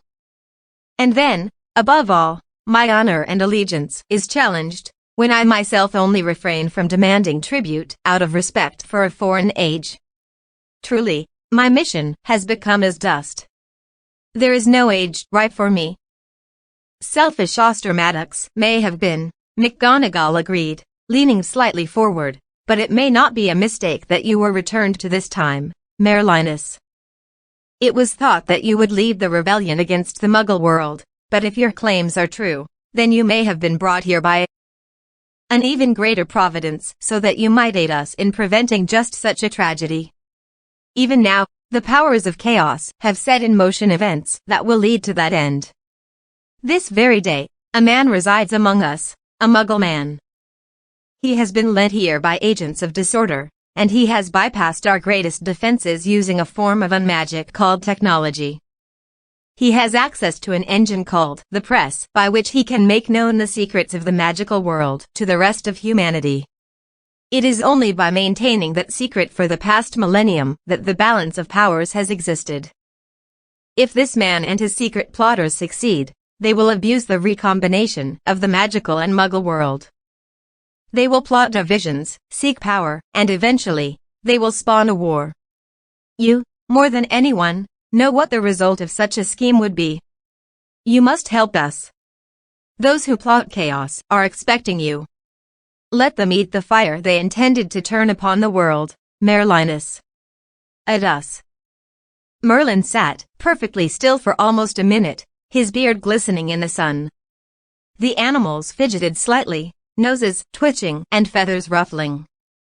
Finally, Merlin stood, and it was like watching a mountain rise from its foundation. He moved with slow, massive grace until he was fully erect, his staff held upright next to him, his piercing blue eyes settling on the headmistress. You are correct, madam, Merlin said, his voice flat and undeniable. It was my selfish aim to leave my own age only to find a time when my power would be restored in fullness. Arrogance is my iniquity, and it has undone me. I have returned now only to find my power cut to pieces, far more than it was in my own time. I beg your forgiveness, as a man of honor, but I am both unable and unwilling to rise to the post you have described. For me, this is no longer my world. Perhaps you will prevail without me. Perhaps not. I cannot see any future in this time apart from knowing that the sun will arise tomorrow and travel across the heavens as it has done for the 1,000 years of my absence. Whether it shines down on war or peace, truth or lies, I know not, but I do know this, it will shine upon a world that knows me not, nor I it. I take my leave of you now, madam. I bid all of you, fare thee well. Merlin raised his arms, holding his staff aloft. As one, the birds on the railings and benches launched from their perches. There was a thunderous sound as hundreds of wings beat the air. When the mass of birds broke apart, streaming from the top of the tower in all directions, there was no sign of Merlin. James stared hard at the space where the great wizard had been standing. It was over. There was nothing left. Harry turned James around and folded him into his arms. "It's all right, son," he said. James didn't believe anything was all right, but he was glad for the words anyway. He hugged his dad back. "I wonder if he's really gone, for good," Neville mused out loud. "I've no doubt he means for us to believe that," the headmistress replied, arising from her chair on the tower platform. "But the fact of the matter is that he has nowhere to go. His servant, Ostramadux, has apparently been banished to the netherworld, thus Merlinus has no apprentice in this age to arrange for his reappearance if he should choose to step out of time again. I fear we must assume that Merlinus is with us, for better or worse. Mr. Potter, can he be tracked?" Harry thought for a moment. Difficult, but not impossible. He will probably retreat to the protection of the woodlands, where his power is strongest. No doubt, he has many methods of surviving and hiding there, but a wizard of such abilities will always leave a detectable magical wake. I believe we can locate him, given a team of warriors and enough time. The question is, what do we do with him when we find him? "We must secure his intent," Franklin said somberly, slowly approaching the chair Merlin had occupied. "Merlinus is a creature of mystery and confusion. Despite his words, I sense that he himself does not trust his own allegiances. Things were much clearer in his time. Did you sense it as well? He is unsure in this age. He doesn't know who to trust, whose aims most reflect his own. This is made worse by the fact that, as you pointed out, headmistress, Merlin's own morality is ambiguous at best. He retreats now in order to examine his own heart as much as to study the factions of this age." "Do you really believe that, Professor?" Harry asked. Franklin had produced the same brass device he'd used to examine James' broken arm on the Quidditch pitch. He was peering through it, studying the chair Merlin had occupied. He nodded slowly. "I do. Merlin admitted to us that pride is his greatest weakness. He cannot allow us to see his own lack of surety. But there is no doubt of it. He doesn't know where he stands in this age because he doesn't know where he stands in his own heart, and only now does he realize it.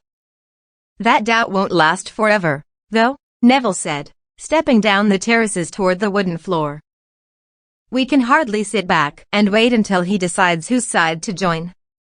His power may be diminished, but I'd wager he is still unmatched by any single wizard alive today. We have to assume he is with our enemies until he determines he is our ally." Harry was shaking his head.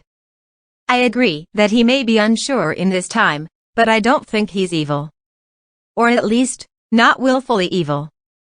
"What do you mean?" Zane interjected. "He's been sought after by the most evil wizards for the past 1,000 years or so, hasn't he?" "Not the most evil wizards," McGonagall said pointedly. "That's true," Harry agreed. "Only those who were confused or warped enough to believe their aims were good, somehow. Those who knew their hearts were evil, whose eyes were open to their own wickedness and embraced it, they never sought him. At least, as far as we know. Let us repair to our offices, for now, McGonagall said, sighing. Our day has barely begun, and we already have far more to manage than we rightly know how. Besides, I wish to alleviate myself of this unbearable costume as soon as possible. Franklin heaved the trapdoor open and the group began to file down the steps. The animals that had gathered on the tower platform threaded down as well, scampering and hopping around. The group's feet. Slughorn and the rest of the professors gathered below greeted them with worried faces and a flurry of questions. Ignoring them, James followed his dad down the spiral steps toward the far distant floor. "How'd you get here so fast, Dad?" he asked. "Merlin didn't get here until the middle of the night." "How'd McGonagall get hold of you so quickly?" "It wasn't the headmistress that brought me here, James," Harry replied, glancing over his shoulder at his son. "It was your letter. Nobby delivered it this morning, and I came as soon as I read it." The headmistress was as surprised as anyone when I showed up in her office fireplace. "But Saccharina said you were off on some special assignment and weren't to be bothered." Harry laughed humorlessly. "It was that detail in your letter that proved I needed to get here right away, James. I'm doing nothing but desk work this week. If Saccharina says I'm on assignment, that's just because she wants to make sure I'm not here." "Yeah," James nodded. "The portrait of Snape told us Saccharina and Recreant are both no good. They're in on all this progressive element stuff." Harry stopped on the stairs, turning back to James, Ralph, and Zane. "Be careful who you mention that to," he said, lowering his voice. "The ministry is riddled with people like Recreant and Saccharina these days, although for most of them, it's just a way to appear a little daring and trendy. Hermione does what she can to fight the propaganda and weed out the instigators, but it's complicated. Recreant is only a tool, but Saccharina is dangerous. I think she's the mastermind behind the return of Merlin, in fact." "What?" James said, dropping his voice to match his dad's. "That can't be. It was Madame Delacroix in the grotto last night." "Yeah, Saccharina didn't even arrive until yesterday evening," Zane added. Harry's expression was grave. "Saccharina isn't the kind of person to get her hands dirty with any of the actual work. She needed Delacroix for that, and Delacroix herself couldn't have gotten the Merlin throne out of the ministry without Saccharina on the inside, helping her. Recreant and Saccharina are only here now because they claim to be escorting an expert in Muggle magical relations to deal with this Prescott person. There is no such expert. They were expecting to produce Merlin himself and pass him off as that expert. So they never intended to stop Prescott from revealing the magical world to the Muggle press," Ralph said, his face white. "Saccharina and Merlin were supposed to work together to make sure Prescott got his story out, weren't they?" Harry nodded. "That's what I think. This is all no coincidence. It's exactly the sort of thing people like Saccharina have been hoping for all along. The recombination of the Muggle and magical world is essential to their final plan for all-out war. But Merlin turned out to be on nobody's side but his own, after all," James said. "Does that ruin their plan?" "I don't know," Harry sighed. "Things have been put in motion that will be very hard to stop now. Saccharina may no longer need Merlin for this part of the plan." Zane asked, "So how are you planning to stop Prescott?" "Stop him? I'm not even supposed to be here, remember? Saccharina is in charge." "But she's evil," James exclaimed. "You can't just let her run the show."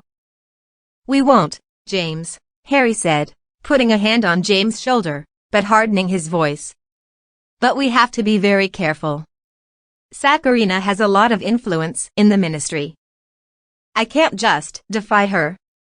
She's hoping that I'll do something rash, something she can use against me.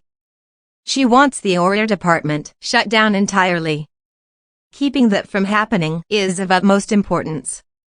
even more so than protecting the secrecy of the magical world. So Saccharina and Delacroix win? James said, looking his dad in the eye. In the short run, perhaps. But don't lose hope, any of you. Neville, the headmistress, and I have a few tricks up our sleeves. We will survive the day, no matter what happens with Prescott. The only question now is who led him here in the first place? Well, it would have been Saccharina, wouldn't it? Zane suggested. No, couldn't be, James sighed. She signed the vow of secrecy, just like every other witch and wizard. If she'd tried to tell Prescott anything, even through a letter, the vow would have stopped her somehow. Besides, she wouldn't know anything about how a game deck worked or how it could be used to lead somebody to Hogwarts. Voices and footsteps echoed from the spiral of stairs above them. The headmistress and the professors were descending behind them. Harry gestured for the boys to follow him the rest of the way down. That's the only part of this that really baffles me, Harry said as he tromped down the stairs. Every witch and wizard is bound by the vow of secrecy. Any Muggle parent of a student is bound by their own contract of non-disclosure. That means no one who knows about the magical world would be capable of spreading the secret. And yet someone obviously did. I intend to find out who. By the time they neared the last curve of the staircase, the headmistress, Neville, and the rest of the professors had caught up to them. McGonagall called down to the students who were waiting below. Ladies and gentlemen, as you can see, we are all returning to you whole and well. She stopped and regarded the assembly from above. In order to dispel rumors and quell any fears, I intend to be quite forthright about what has been, and still is, occurring here today. 2 men have found their ways rather unexpectedly into these halls over the course of the last 2 days. The first is still here. His name is Martin Prescott, and he is a Muggle. His intentions are quite questionable, but I can assure you that we, your faculty, are prepared to. Thank you, Minerva, a high, ringing voice interrupted. I have, in fact, already briefed the students on today's events. I appreciate your thoroughness, however. Do join us, won't you? Saccharina and Recreant stepped out of the crowd of students and moved to the head of the staircase. Saccharina's smile was large and glinting in the dusty light of the tower floor. McGonagall stared down at her for a long moment, and then turned to address the students again. In that case, I expect you all have classes to attend to. Your professors shall kindly lead you to your classrooms. Let us make what we can with the rest of the day, shall we? Do you really believe it is necessary for classes to go forward today, Minerva? Saccharina said when the headmistress and the rest of the troop reached the bottom of the steps. This is rather an unusual day. Unusual days are the best days for classes, Miss Saccharina, McGonagall replied, stepping past the woman. Reminds everyone why we are here in the first place. If you'll excuse me. Harry, Mr. Recreant said, smiling a bit too enthusiastically. I admit, Brenda and I hadn't expected to see you here today. Family occasion, is it? He turned his grin on James, and then flashed it over Ralph and Zane as well. Harry smiled stiffly. I'm equally surprised to see the 2 of you here. I didn't see any paperwork about a return trip to meet with the Almudal-Arons.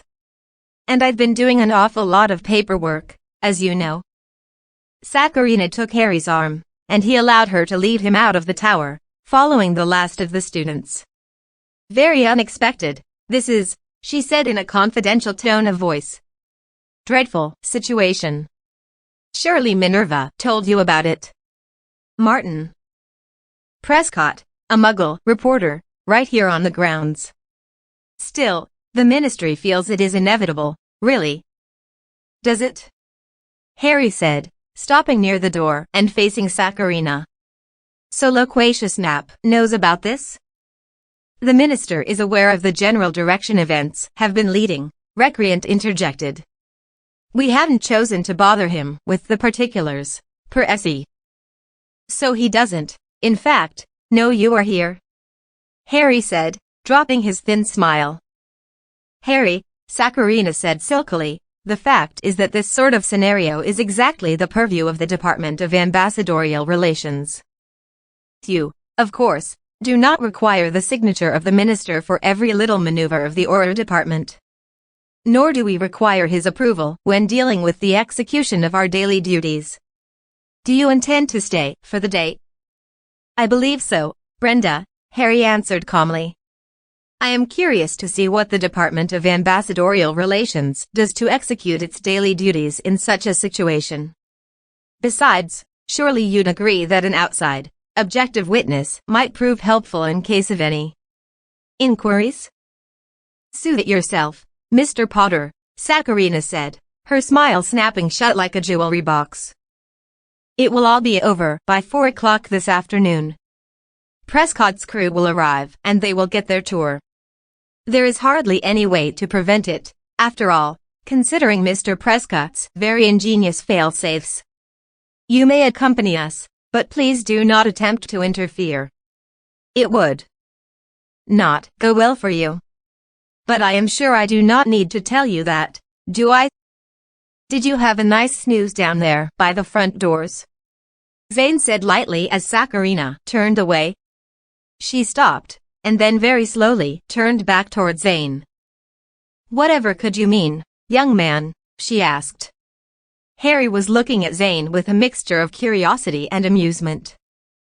Zane went on. You two were both down there to meet Merlin when he made his grand entrance last night, but he was apparently looking for bigger fish than you, wasn't he? He gave you both the old evil eye and froze you on the spot. Come on, now, that's gotta hurt. Saccharina's smile eased back onto her face, as if it was the default expression at times when her brain was working hard on something else. Her eyes moved back to Harry. I simply don't know what you've been filling these poor children's heads with, Mr. Potter, but it really doesn't do for ministry officials to tell such stories. Merlin, of all things. She shook her head vaguely, then turned and walked through the archway with Mr. Recreant following nervously. You sure have a way with people, Zane, Harry said, grinning and ruffling the boy's hair. My dad says it's a gift, Zane agreed. My mom says it's a curse. Who can tell? It looked like Miss Saccharina was more confused than angry, Ralph mused as they walked through the archway, leaving the Sylvan Tower. Could be, Harry replied. It might be that everyone Merlin put to sleep forgot about him as well. She may have no recollection of his coming last night. So she still expects him to show up when she takes Prescott and his crew on the grand tour. Perhaps. Although it won't trip her up for long when he doesn't show. Merlin's probably halfway across the Forbidden Forest by now, getting directions from the tree sprites, now that they're apparently awakened. James stopped in the middle of the corridor. A few paces later, Harry stopped as well and turned to look back at his son. James' face was wide-eyed and thoughtful. Suddenly, he blinked and looked at his dad. I need to go to the Forbidden Forest, he said. It's not too late. Dad, will you come with me? Zane, Ralph, you too? Harry didn't ask his son any questions. He studied James' face for several seconds, and then glanced down at Zane and Ralph. What do you two think? You up for playing a little hooky? James walked purposefully into the forest, followed at a short distance by Harry, Zane, and Ralph. He threaded through the smaller trees at the perimeter, heading into the deeper heart of the forest, where the trees were huge and ancient and the sun was all but blocked out by rafters of dense foliage. For several minutes, the foursome walked in silence, and then, finally, James stopped. He turned on the spot, looking up into the shushing leaves and gently creaking branches. There were no other sounds. Harry, Zane, and Ralph stood 20 feet away, watching quietly. James closed his eyes for a moment, thinking, and then opened them again and spoke. I know a lot of you aren't awake, he began, looking up into the looming heights of the trees, and I know that some of you who are awake aren't on our side. But the ones who are will hear me, and I hope you'll help. Merlin is out there somewhere. He may be far, far away by now, but even so, I think you know where he is. He talks to you, and I am betting you talk to him, too. I know tree sprites can talk, because we've already met one of you. I have a message for Merlin. James stopped and took another deep breath, not entirely sure what he meant to say. It had simply occurred to him that he should try.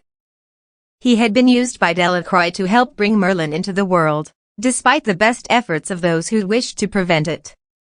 The knowledge that he'd allowed himself to be manipulated was horrible to him. All this time, he'd believed he was doing good, saving the world from evil, walking in the steps of his hero father. And yet his best intentions had been warped against him, against the world he'd hoped to protect. He'd tried to do it alone, like his dad had done, but he'd failed. He'd aided evil. And now evil expected him to give up. James didn't intend to give up, though. Maybe now he could try to help in a different way. It was probably a long shot, probably utterly hopeless, but he had to try. Maybe this was his way, after all. Merlin, James said uncertainly, you said that Austramadox made a mistake in bringing you to our time.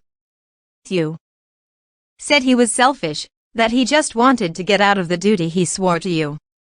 But Headmistress McGonagall thinks that you're wrong. She thinks that this is the very time you were meant to return to, because this world needs your help to stop a war that might destroy us all. Well, I know I'm just a kid, but I think you're both wrong. James glanced back at his dad. Harry gave a small shrug and nodded. I listened to everything you said, and what everybody said after you left, and I think you were brought to this time because you need something. You don't know for sure if you've really ever done right or wrong. You don't know if you controlled your powers or if they controlled you. I think the truth is that the world does need you now, but that you need this world, too. This is your chance, maybe your last chance, to prove that you are a good wizard, after all. People have wondered for centuries whether you were good or bad, but who cares what the rest of history says about you? If you know in your own heart that you did the right thing when it really mattered, then it doesn't matter what anybody else says. I don't say this because I understand it myself yet, but at least I'm trying to learn it. You're in this time, no matter what, Merlin. Whoever brought you here means for you to rescue the world, but I think you're also here to be rescued from yourself. James finished and sighed. He looked up, craning his neck and squinting, searching the trees for some sign that his message had been heard, and that it might be delivered. The leaves simply continued to skirtle and shush in the breeze. The branches creaked quietly to themselves. After a minute, James stuffed his hands into his pockets and walked disconsolately back to his dad, Ralph, and Zane. Zane clapped James on the shoulder as they turned to leave. That was the hokiest pile of salami I've ever heard, he said jovially. But I think you meant it. I liked it, even if it never does get to Merlin's ears. Did you come up with that all by yourself? Ralph asked. James shrugged and smiled sheepishly. Harry didn't say anything as they walked, but he put his arm around James' shoulder and kept it there the whole way back. James thought it meant his dad approved, even if it wasn't the way he himself would have done it. And then James realized, with some contentment, that his dad approved because it wasn't the way he'd have done it. James smiled and enjoyed that moment of quiet revelation. Maybe learning this truth, the sort of truth that one has to learn on his own, despite all the people who'd tried to teach it with mere words, was worth everything that had happened so far. He only hoped that it was worth more than what might still be to come. 19. Secrets Unveiled. Harry joined James, Zane, and Ralph for a very late breakfast in the house elf kitchens below the Great Hall. James noticed that the house elf operating the enormous stove bellows was the grumpy house elf who'd told the three boys they were on probation. He eyed them with unguarded suspicion, but didn't say anything. They crowded at a tiny table beneath an even tinier window and ate plates of kippers and toast and drank pumpkin juice and black tea. Finally, Harry suggested that the boys take a break and get cleaned up. They were still dressed in the clothes they had worn during the failed broomstick caper of the day before, and they were all decidedly groggy from their night in the forest. James was weary to the bone as well, and determined that he would collapse on his bed for at least 10 minutes, school crisis or not.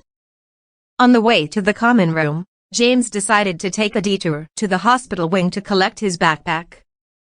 Filiagoyle and Murdoch were no longer guarding the doors, of course, but James was surprised to see Hagrid crammed onto one of the benches nearby, flipping through a thick magazine called Beasts and Boondocks. He glanced up, closing the magazine.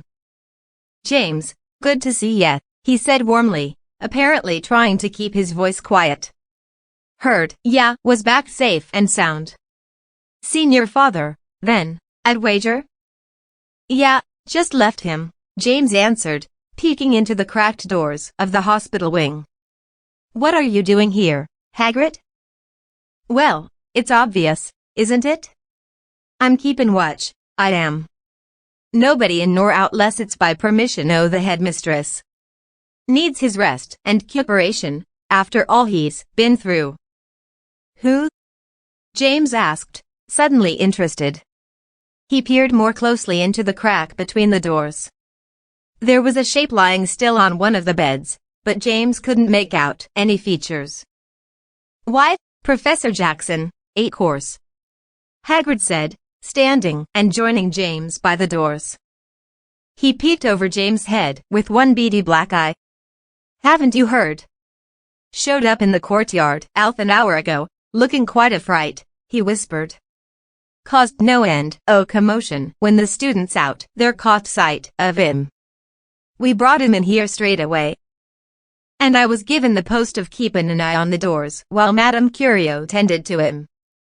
James looked up at Hagrid. "He's injured?" "That's what we thought at first," Hagrid said, stepping back. "But Madame Curio says he's all right except for a few broken ribs, some burns on his arms, a nasty bruise on the skull, and about 1,000,000 cuts and scratches. He's been in a duel, she says, and a long one, at that. Happened during the night, out in the forest. That's all we could get out of him before he conked out." "A duel?" James repeated, knitting his brow. But Delacroix broke his wand. "Did she?" Hagrid said, impressed. "Now, why'd she go and do a thing like that, then?" "She was the one he was dueling against, Hagrid," James said tiredly. "He and she. Look, I'll explain later. But I saw her break his wand in 2 pieces. I saw the bits. He left them behind." "Weirll," Hagrid said, resuming his seat and producing a long, pained groan from the bench. "He's American, why no? They like to carry more than one wand around. Comes from all that old Wild West lore and all. They sticks 'em in their boots and up their sleeves and hide 'em in their canes and such. Everybody knows that, don't they?" James peered into the crack of the hospital doors again, but he still couldn't make anything of the shape on the mattress. "Sorry, Professor," he said quietly. "But I hope you gave her royal hell." "What's that, James?" Hagrid said, glancing up. "I just came from my backpack," James answered quickly. "I left it in there last night. I don't suppose ya might want to come back later for it, would ya?" Hagrid asked earnestly.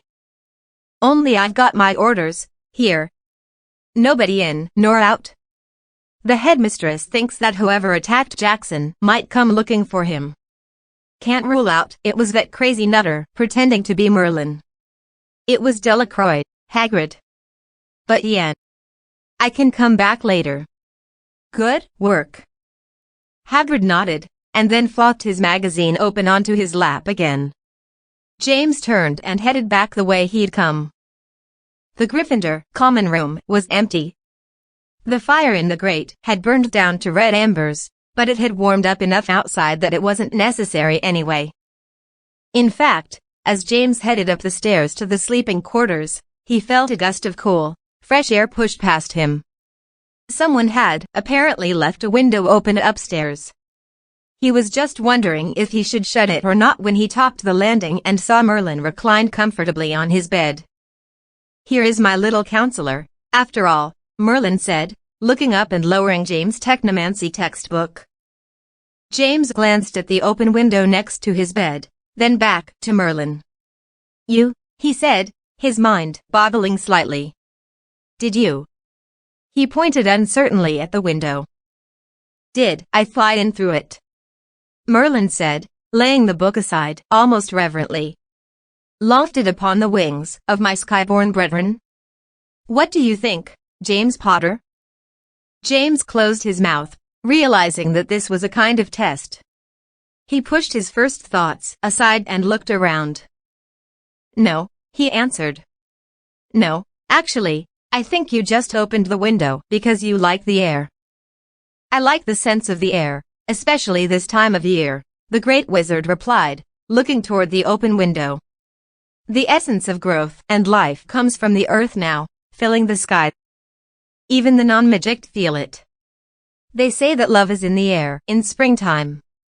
It's close enough to the truth not to matter, but it isn't love of a man and a woman. It is the love of dirt for root, and leaf for sunlight, and yes, wing for air." "But you wanted me to believe that you came in through the window, didn't you?" James said, feeling carefully emboldened. Merlin smiled slightly and studied James. 9/10 of magic happens in the mind, James Potter. The greatest trick of all is to know what your audience expects to see, and making sure they do. James approached another bed and sat on it. "Is this what you came to talk about? Or are you here because you got my message?" "I have been privy to many things since you last saw me," the wizard answered. "I have moved in and out, to and fro. I have conversed with many old friends, reacquainted myself with the earth and the beasts and the air. I have met very strange things in the forest, articles of this age, and learned much of the way the world is in this time. I have studied you yourself and your people." James smiled slowly, realizing something. "You never left us. You vanished from the top of the tower, let us think you flew off with the birds, but you didn't go anywhere, did you? You just turned invisible.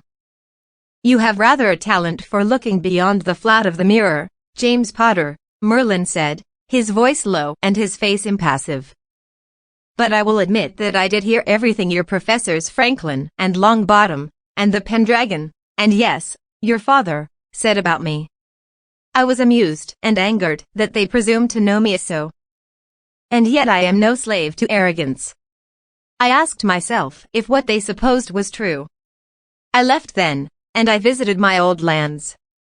I went in and out, to and fro. I studied my own deep soul as Franklin supposed I should. And I found there was a shadow of truth in their words." "A shadow?" Merlin paused for a long moment. James decided not to say anything, but simply watched the wizard. His face remained utterly immobile, but his eyes were distant. After no less than 2 minutes, Merlin spoke again. "But a shadow was not enough to bring me back to the mire of doublespeak and confused loyalties that pass for battle lines in this benighted age. I was far off, exploring, seeking space and land and uninterrupted earth, already sinking into the deep language of the wind and the rain, when there was a new note in the song of the trees. Your message, James Potter." James was amazed to see that there was finally emotion on the enormous man's face. He looked at James nakedly, his eyes suddenly wet. James felt shame for the man's raw expression of anguish.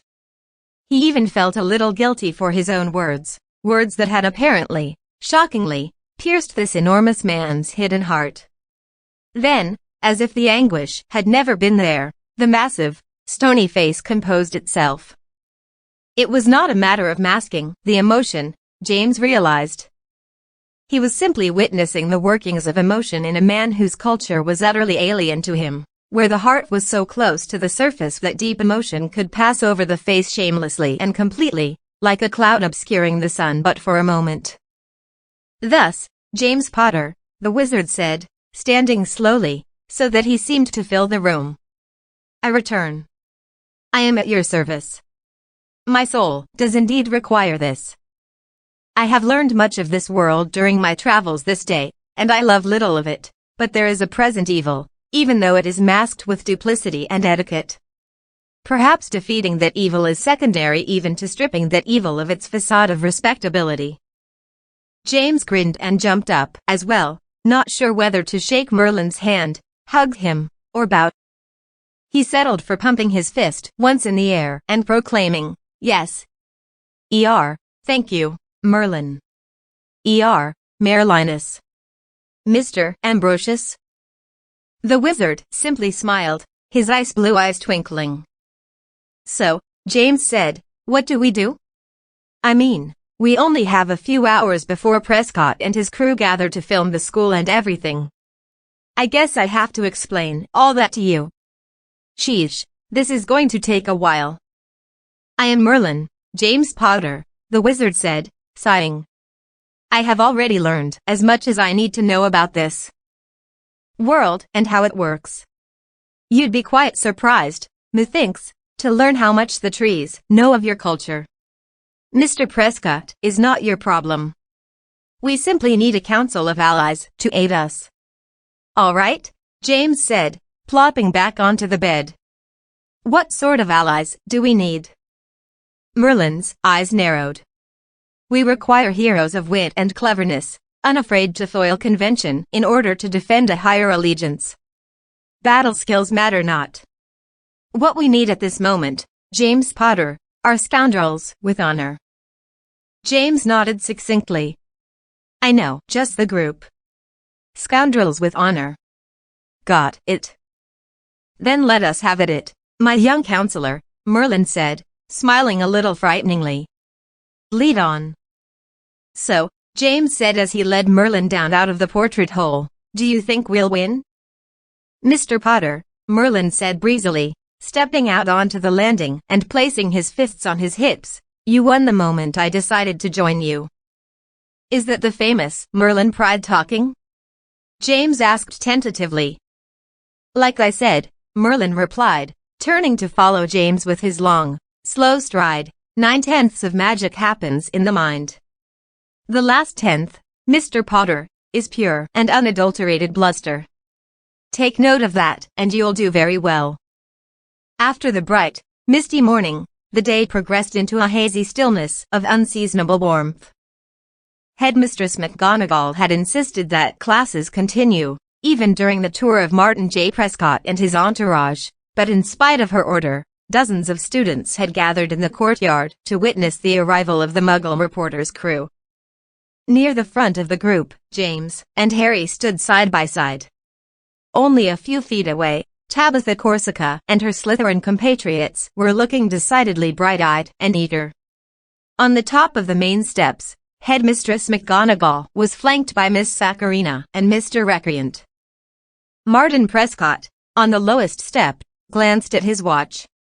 "Are you sure they can get their vehicles in through the way you described, Miss Saccharina?" he said, glancing up to where she stood, squinting in the sunlight. "They will be driving vehicles with wheels, as I've said. You know, wheels. There aren't any magical mud, bogs or bridges with trolls living under them or anything, are there?" Saccharina was about to answer when the sound of automobile engines became audible in the near distance. Prescott jumped and spun on the spot, craning to catch a glimpse of his crew. James, standing near the front of the crowd of students with his dad, thought Headmistress McGonagall was handling herself pretty well, considering everything. She merely pressed her lips tightly together as the huge vehicles rumbled into the courtyard. There were two of them, and James recognized them as the sort of enormous off-road trucks Vane called Land Rovers. The first one ground to a halt directly in front of the steps. All four doors popped open and men began to emerge, blinking in the hazy sunlight and carrying large leather bags covered in thick pockets. Prescott scampered down among the men, calling them by name, pointing and yelling directions. I want lights and reflectors on the left side of the steps, angled toward the doors. That's where I'll do my final commentary and conduct interviews. Eddie, you have the chairs? No? All right, that's fine, we'll stand. Sitting might seem too, established, anyway. We want to keep the feeling of exposé alive the whole time. Which cameras do you have, Vince? I want the 35mm Handycam on everything. Double film the whole shoot with it, got it. We'll edit the footage in here and there for that hidden camera feel. Perfect. Where's Greta with the makeup? The crew completely ignored the assembly of students and the headmistress and ministry officials on the steps. All around the trucks was the well-oiled bustle of men assembling cameras, attaching electrical cords to lights, stringing microphones onto long poles, and saying test and check into smaller microphones meant to be clipped to Prescott's shirt. James noticed a few individuals moving among the group that didn't seem preoccupied with the technical preparations. They were dressed rather better and seemed curious about the castle and the grounds. One of them, an old, balding, friendly-looking man in a light gray suit, ambled up the stairs toward the headmistress. Quite the fuss, isn't it? He proclaimed, glancing back toward the trucks. He bowed slightly toward the headmistress. Randolph Finney, detective, British Special Police. Not quite retired, but close enough not to matter. Mr. Prescott may have mentioned me? He made rather a big deal of my being here, it seems. Between you and me, I suspect he'd hoped for someone a bit more, inspiring, if you take my meaning. So this is some sort of school, I understand? Indeed it is, Mr. Finney, Saccharina said, stretching out her hand. My name is Brenda Saccharina, head of the Department of Ambassadorial Relations for the Ministry of Magic. Today is going to be a very interesting day for you, I suspect. Ministry of Magic. How perfectly quaint, Finney said, shaking Saccharina's hand rather distantly. His gaze hadn't strayed from the headmistress. And who might you be, madam? This is, Saccharina replied, but McGonagall, long accustomed to overriding unwelcome noises, spoke easily over her. Minerva McGonagall, Mr. Finney. Pleased to meet you. I am headmistress of this school. Charmed, charmed. Finney said, taking McGonagall's hand reverently and bowing again. Headmistress McGonagall, I am delighted to meet you. Please, do call me Minerva, McGonagall said, and James saw just the slightest pained look pass over her face. Indeed. And call me Randolph, I insist. Finney smiled at the headmistress for several seconds, then cleared his throat and adjusted his glasses. He turned on the spot, taking in the castle and grounds. I'd never known there was a school in this area, to tell you the truth. Especially one as magnificent as this. Why, it should be on the Register of Historic Places, and no mistake, Minerva. What do you call it? Saccharina began to answer, but nothing came out. She made a tiny noise, coughed a little, and then covered her mouth daintily with one hand, a look of mild puzzlement on her face. Hogwarts, Randolph, McGonagall answered, smiling carefully. Hogwarts School of Witchcraft and Wizardry. You don't say, Finney replied, glancing at her. How wonderfully whimsical. We like to think so. Detective Finney. Prescott suddenly called, trotting up the steps, his face covered in pancake makeup and tissue paper stuffed into the collar of his shirt. I see you've already met the headmistress. Miss Saccharina and Mr. Recreant are here to conduct the tour, of course. The headmistress is just along for color, as it were. And she performs her role quite well, doesn't she? Finney said, turning back to McGonagall with a grin. James saw that the headmistress was refraining rather heroically from rolling her eyes. "You have met Miss Saccharina and Mr. Recreant, then?" Prescott plowed on, moving between Finney and McGonagall. "Miss Saccharina, perhaps you will tell Detective Finney a bit of what it is you do here." Saccharina smiled charmingly and stepped forward, threading her arm through Finney's in an attempt to lead him away from Headmistress McGonagall. Saccharina said. She paused, then closed her mouth and tried to look down at it, which produced a rather odd expression. Finney regarded her with a slightly furrowed brow. "Are you quite all right, miss?" "Miss Saccharina is feeling just a tad under the weather, Detective Finney," Recreant said, adopting an ingratiating grin that was no match for Saccharina's practiced smile. "Do allow me. This is a school of magic, as the headmistress has already mentioned. It is, in fact, a school for witches and wizards." Recreant's next word seemed to catch in his throat. He stood with his mouth open, staring at Finney and looking rather like an asphyxiating fish. After a long, awkward moment, he closed his mouth. He tried to smile again, showing far too many large, uneven teeth. Finney's brow was still furrowed. He disengaged from Saccharina's arm and glanced between both her and Recreant. "Yes? Spit it out, then, why don't you? Are you both ill?" Prescott was very nearly hopping from foot to foot. "Perhaps we should just begin the tour, then, shall we? Of course, I know my way around the castle a bit now. We can begin as soon as. He realized he still had tissues jammed into the collar of his shirt. He grabbed at them and stuffed them into his pants pockets. "Miss Saccharina, you had mentioned that there would be someone else. An expert in explaining things to the uninitiated. Perhaps now would be a good time to introduce this person." Saccharina craned her head forward, her eyes bulging very slightly and her mouth open. After a few seconds of strained silence, the headmistress cleared her throat and gestured toward the open courtyard. "Here he is now, I suspect.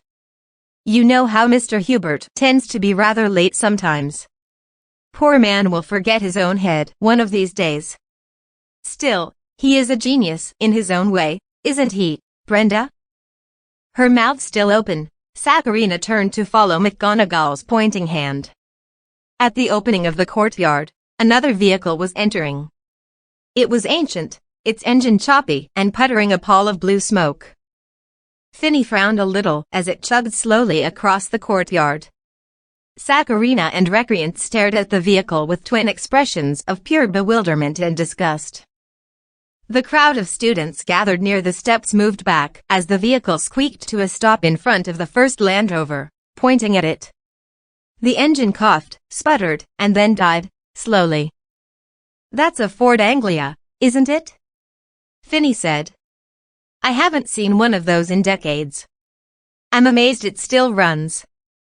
Though, our Mr. Hubert is very good with engines, Randolph," McGonagall said crisply.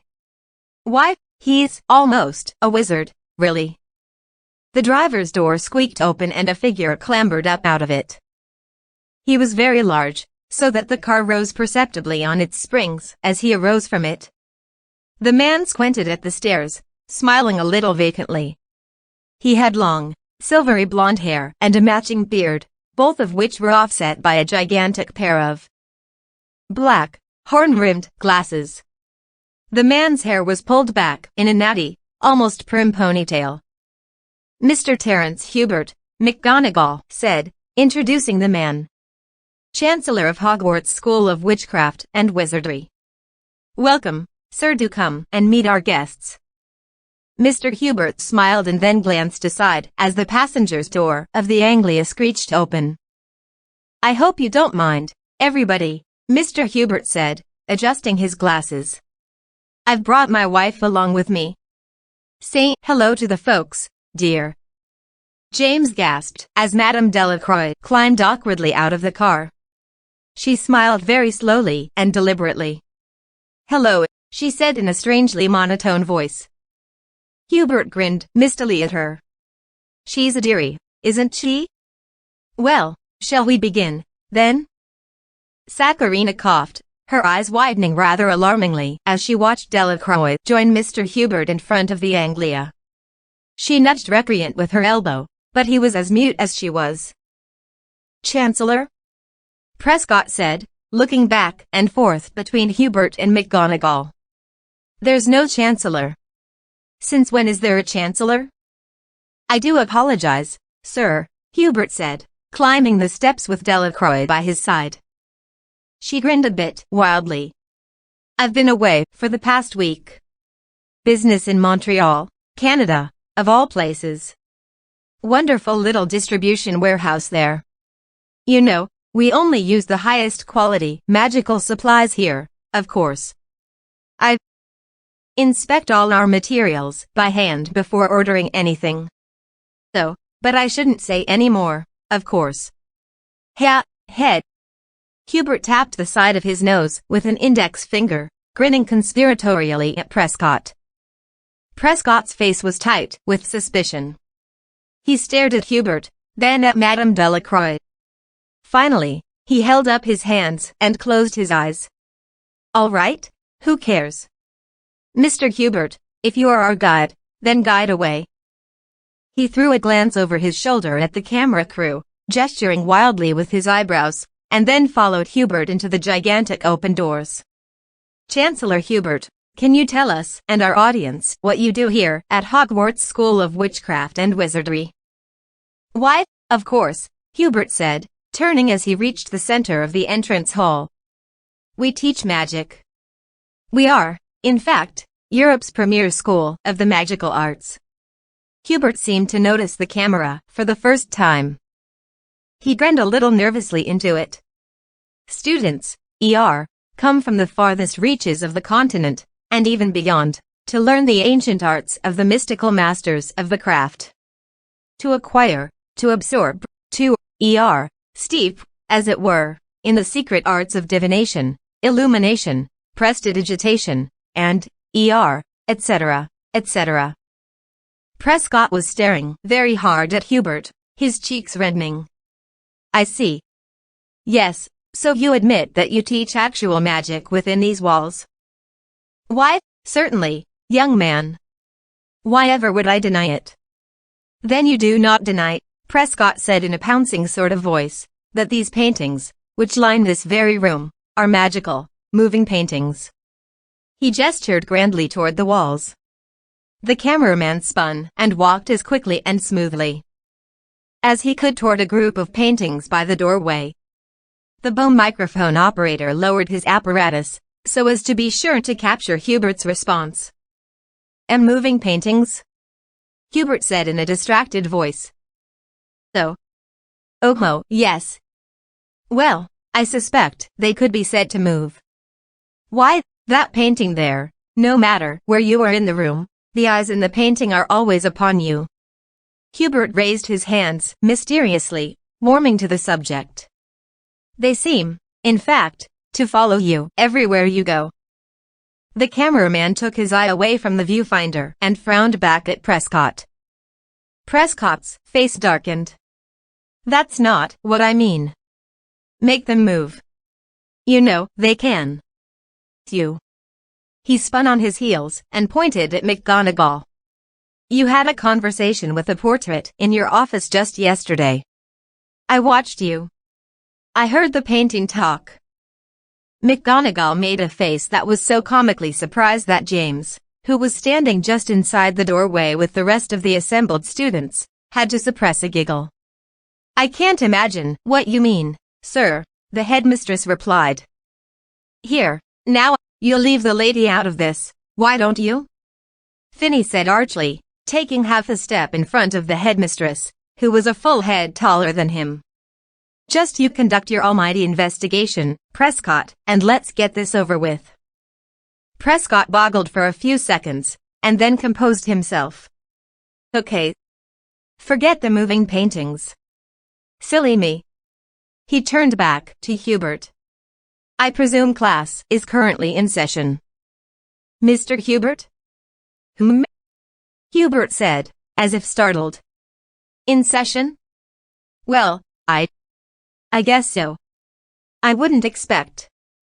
You wouldn't expect we'd like to see, would you? Prescott interrupted. Well, we would. Our viewers have a right to know exactly what is going on here, right? Under our noses. Viewers? Hubert repeated, glancing back to the camera. This is ER live? Is it? Prescott dropped his head forward and slumped a bit. No, Mr. Hubert. It isn't. Didn't any of you tell him how this works? We record it, we edit it, we broadcast it. Miss Saccharina, you understood all of this, am I correct? He glanced aside at Saccharina, who smiled and spread her arms. She mouthed a few words, and then gestured vaguely at her throat. Recreant cinched his grin a notch higher. His forehead was beaded with sweat. Great, Prescott muttered. I see. Marvelous. Continuing. He straightened and glared at Hubert again. Yes, our viewers would very much like to see what happens in these so-called classrooms, Mr. Chancellor. Please lead the way. Hubert turned to Delacroix. What do you think, dear? Divination or levitation? They are both equally impressive.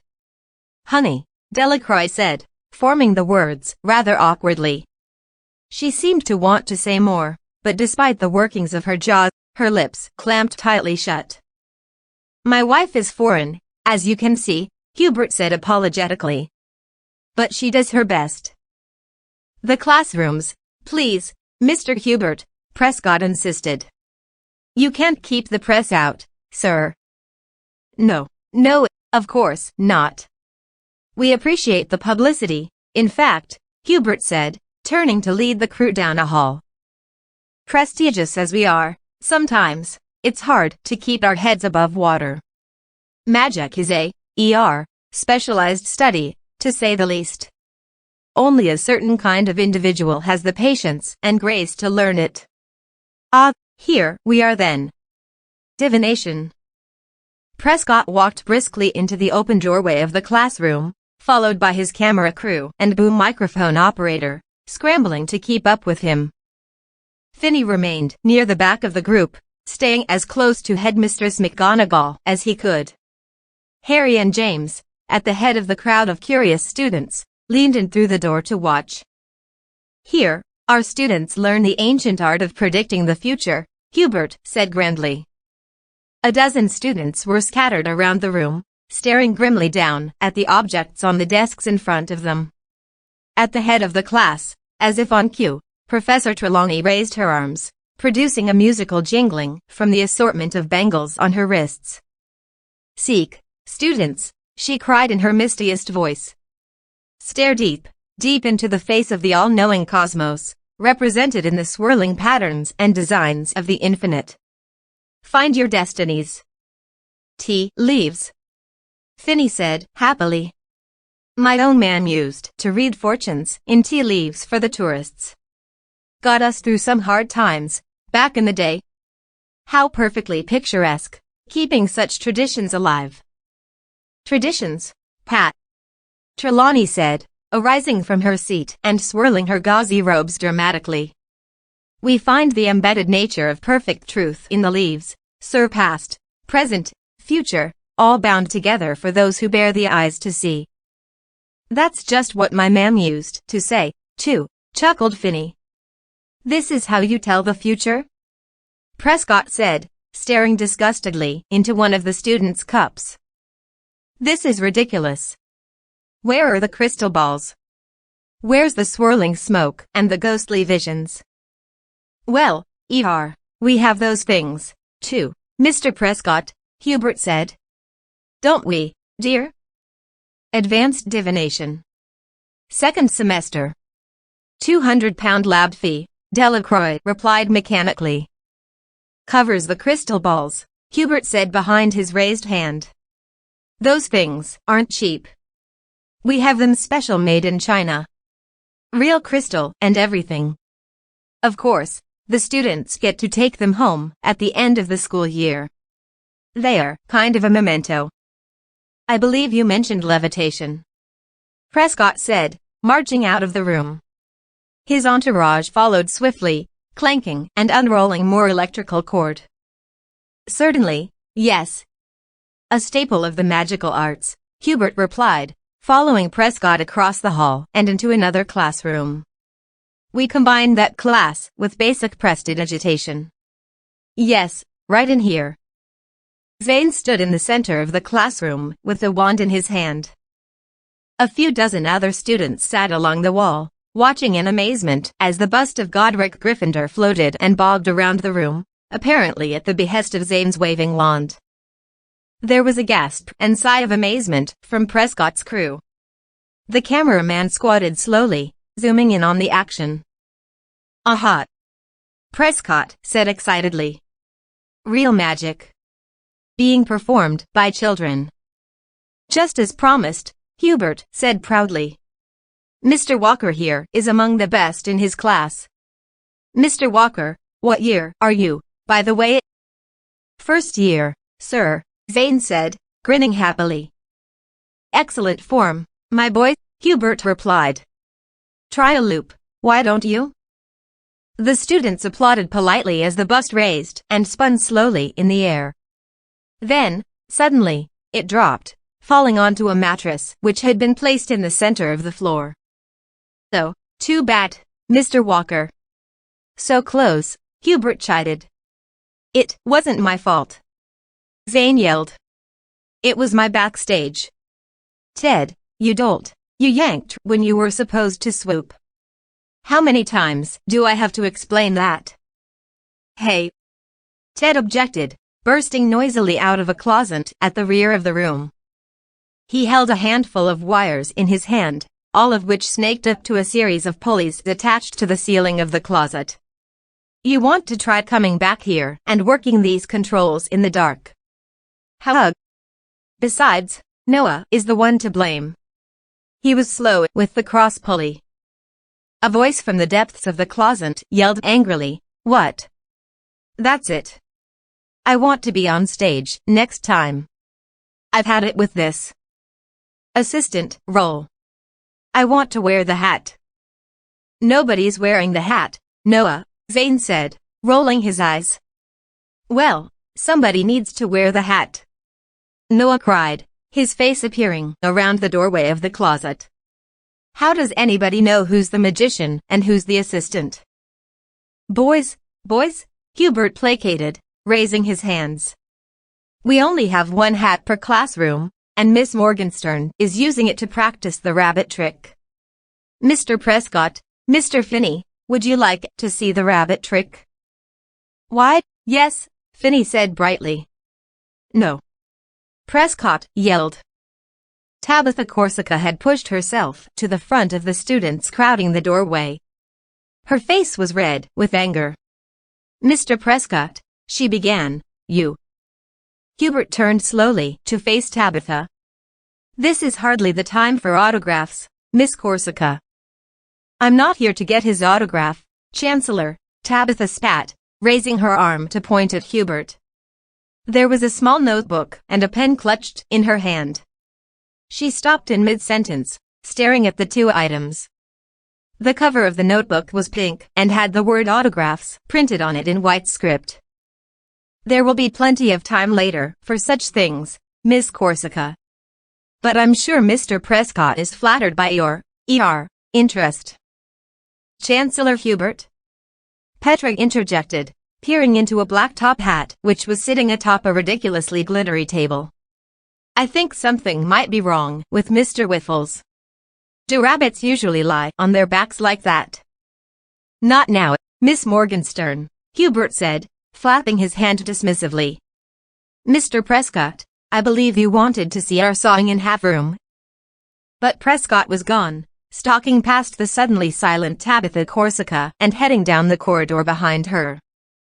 The crew scrambled to chase him as he poked his head into each room. At the end of the hall, he gave a muffled shout of triumph and waved for his crew to join him in the furthest classroom. Here! Prescott yelled, gesturing wildly with his right arm. The crowd poured into the room, followed by the watching students, who were beginning to grin. Right before your eyes. A ghost, Professor. Make sure you get plenty of footage of this, Vince. Proof of the afterlife. There was no gasp of surprise this time. Vince moved in close, focusing carefully with one hand. Ah, yes. Professor Binns, Hubert said happily. Say hello to the nice folks. Professor Binns blinked foolishly and passed his gaze over the crowd. Greetings, he said in his thin, distant voice. It's just a projection on smoke, Vince, the cameraman announced. Well, Hubert said, a bit defensively, he's not meant to be seen quite so close to like that. The students are usually well back from him. Creates a nice sense of mystery and the supernatural, really. Ralph was among the students seated in the classroom. He addressed the cameraman with a note of annoyance. You're ruining the effect, you know. You don't have to go and spoil it for everybody. Greetings, Binns said again, passing his gaze over the crowd. Impossible. Prescott shouted angrily, striding toward the front of the room. It's a ghost. I know it is. It's a projection, Martin, Vince said, lowering the camera. I've seen these before. It's not even a very good one. You can hear the projector running. It's right there, under the desk. And see here. Dry ice machine. Makes the smoke. Finney cleared his throat near the door. This is getting rather embarrassing, Mr. Prescott. Greetings, said Professor Binns. Prescott turned wildly. He was obviously coming rather unraveled. No, he shouted. This is all a setup. It's his fault. He's trying to trick all of you. He pointed at Hubert. Well, that is what we do here, Hubert said, smiling politely. We're in the business of tricks. Although we prefer the term illusion, if you don't mind. It's magic, Delacroix suddenly said, a bit inanely. She gave a ghastly grin. I see what you're all trying to do here, Prescott said, still pointing at Hubert, and then McGonagall and even Saccharina and Recreant, who shook their heads vigorously. You're trying to make me look like a madman. Well, my public knows me better than that, and so do my associates. You can't hide everything. What about the moving staircases? Or the giants? Or... Prescott stopped, his fingers still in midpoint. His eyes went unfocused for a moment, and then he grinned maliciously. I know, just the thing. Just the thing, indeed. Vince, Eddie, the rest of you, come with me. Hubert followed as the crew clanked and jostled through the crowd of students. Where are you going, Mr. Prescott? I'm your guide, if you recall. I'll show you whatever you wish. Yes, Prescott said, spinning back toward Hubert. The curious students had parted for him and his crew, so that Prescott glared back between them, glancing from side to side. Will you show me? He paused dramatically and tilted his head up. The garage? Hubert began. He blinked, and then looked aside at Professor McGonagall. James suddenly felt Harry's hand tighten on his shoulder. Something was wrong. The garage? Hubert repeated, as if he was unfamiliar with the word. Prescott's grin grew predatory. Aha! Weren't prepared for that, were you? Yes, I had myself a good long look around the grounds while you were all busy this morning. Peeked here and there and got quite an eyeful. There is a garage, he said, turning to face the camera, that penetrates the very fabric of space and time, creating a magical portal between this place and another place thousands of kilometers away. America, if I may be so bold as to guess. I have seen it myself. I have been inside the structure and smelled the air of that far-off place. I have seen the sunrise of that land, while the sun here was high above the horizon. It was no trick, no illusion. These people would have us believe that they are mere tricksters, while I maintain, as I have witnessed with my own eyes, that they are dabblers in a form of magic that is purely and simply supernatural. Now I will prove it. With a flourish, Prescott turned and marched away, heading back to the entrance hall. Harry fell in line next to Hubert, but couldn't get his attention.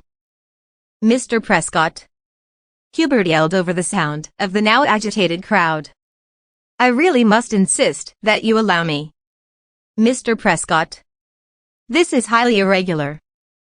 Prescott led his crew out of the main entrance and across the courtyard. The crowd of students had grown considerably, and the noise of their passage had become quite loud. Everyone had seen the exterior of the Alma-Alarons garage, but very few had been inside or seen what it housed. The babble of worry and curiosity was a dull roar. "This could be bad, James," Harry said, keeping his voice below the noise of the crowd. "What can we do?" Harry merely shook his head, watching Prescott turn the corner, leading the group toward the canvas structure overlooking the lake. He turned, framing himself before its canvas walls. His crew ranged themselves in position, lowering the boom microphone over him and adjusting huge white umbrellas to reflect the sunlight on his shadowed side.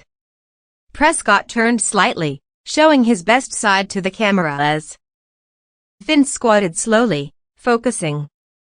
It was, James had to admit, a very dramatic moment. "Ladies and gentlemen," Prescott began, raising his natural orator's voice, "my crew and I, and all of you, have been the victims of an elaborate hoax. This is no simple school of sleight of hand and card tricks. No, I have witnessed within these walls true magic of the most astounding and blood-chilling variety. I have seen ghosts and watched actual levitations. I have observed doors appearing magically in otherwise solid stone walls. I have seen beasts and giants that boggle the mind. Today, we have been played for fools, deceived by a pack of wizards and witches, yes, actual magical people, who believe they can fool us with parlor tricks. But now I will reveal the truth of this place. Behind this canvas is a form of uncanny magic that will shock and astound you. When this truth is revealed, Mr. Rudolph Finney, detective for the British Special Police, will be inclined to launch a full-scale, official investigation into this establishment, with the help of police agencies from all across Europe. After today, ladies and gentlemen, our lives will never be the same again. After today, we will be living in a world where we know, without a doubt, that witches and wizards are real, and that they walk among us." Prescott paused, letting his words echo over the stunned crowd.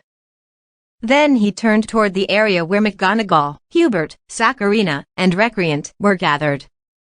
Finney stood next to the headmistress, frowning slightly, his eyes wide. "Mr. Hubert," Prescott called out, "will you open these doors for us? This is your last chance to do the right thing." Hubert's expression was grave. He stared very directly at Prescott. "I have to advise you against this course of action, Mr. Prescott. You open it, or I will." "You'll ruin everything, sir," Hubert said. Next to him, Delacroix was grinning even more manically. "I'll ruin nothing but your secret, Mr. Hubert. The world needs to know what is behind those canvas doors." Hubert seemed frozen in place. It looked as if he wasn't going to do it. And then, he moved forward, lowering his head. There was a long, collective gasp from the crowd. Prescott stepped aside, glancing triumphantly at the camera as he did so. Hubert approached the tent and stood in front of it. He sighed deeply, and then reached up, grasping the knotted strips of canvas that held the tent's wide flaps closed. He turned his head to look at Prescott. After a terrible pause, he pulled. The knot came undone and the flaps dropped open, unfurling like flags, slapping the poles at either side of the broad tent opening. The crowd gasped, and then there was a long, puzzled silence. James peered in. He couldn't immediately make out what it was. The inside of the tent was rather dark, but he could see that the flying vehicles were gone. Most of the tent's interior was obscured by a large, oblong shape. A few people near the front of the crowd began to giggle, and then a wave of laughter washed over the crowd. "Well, you've done it," Hubert said, still staring at Prescott. "You've ruined the secret. And this was meant to be our big finish. I have to say, sir, you are no fun at all." Hubert finally stepped back, getting out of the way of the tent so that the camera crew could see directly inside. Tiny, colored Christmas lights flashed in sequence around the huge papier-mâché flying saucer. Black letters were painted on the side, clearly visible in the flashing lights. "And I hate to say it, Mr. Lupin," Hubert said, turning to Ted, "but you misspelled rocket. How dreadfully embarrassing." 20. Tale of the Traitor. "But I saw them," Prescott said insistently, his voice growing rather hoarse as he followed Vince between the Land Rovers. "Giants. One of them was as tall as the trees. They made footprints the size of. He gestured with his arms desperately. Ignoring him, Vince packed his camera into a phone-lined suitcase. "You've made quite a fiasco for yourself, Mr. Prescott," Detective Finney said, polishing his glasses on his tie. "Don't make it any worse." Prescott turned to the older man, his eyes wild. "You've got to investigate this establishment, Detective. It's not right. They've tricked you all." "If I spearhead any investigations, Mr. Prescott," Finney said mildly, "there'll be investigations of you and your methods. Did you have permission to trespass on these grounds in the first place?" "What, are you mad?" Prescott sputtered. He stopped and collected himself. "Of course. As I've already told you, I was tipped off about what was happening here. Someone on the inside led me here." "And you checked the background of this person?" "Well," Prescott said, "the chocolate frog was pretty convincing." "I didn't really." "Excuse me. Did you just say the chocolate frog?" Finney asked, his eyes narrowing. Well. The point is, yes, my source was quite certain that something strange was going on here. That they were, in fact, teaching magic. Yes. No. Not tricks. Real magic. With monsters and giants and vanishing doorways and flying cars. And the chocolate frog confirmed this, did he? Prescott opened his mouth to answer, and then stopped. He straightened to his full height, angry and indignant. "You're making fun of me. You make it hard not to. Sir, would you be willing to let me speak to this source of yours?" Prescott brightened. "Yes. In fact, I would. I arranged with Miss Saccharina for him to come along. He's right over." He glanced around, his brow furrowing. "You arranged with Miss Saccharina?" Finney asked, glancing up toward the top of the courtyard steps. Much of the school faculty, as well as a number of students, were watching with benign interest as the crew industriously packed their gear. Neither Miss Saccharina nor Mr. Recreant was in sight. "She knows this source of yours, does she?" "She knows him, all right," Prescott said, still scanning the crowd. "Where is he?" "He came with the crew," Finney asked, glancing around. "I don't remember meeting him." "He was there. Quiet, squirrely fellow. Had a twitch in his right eyebrow." "Ah, him," Finney nodded. "I thought he was a little odd. I'd very much like to have a word with him." "So would I," Prescott agreed darkly. On the top of the steps, Mr. Hubert turned toward Headmistress McGonagall, Neville, and Harry Potter. "I think we can trust our friends to manage their departure from here. Madam Headmistress, I believe we have a few loose ends to attend to." McGonagall nodded, then turned and led the group inside. Harry smiled down at James. "Come along, James. Ralph and Zane, you too." "Are you sure?" Ralph asked, glancing up at the headmistress as she strode into the hall. "Mr. Hubert specifically asked for you three to accompany us," Harry replied. "Nice to have friends in high places, isn't it?" Zane said happily.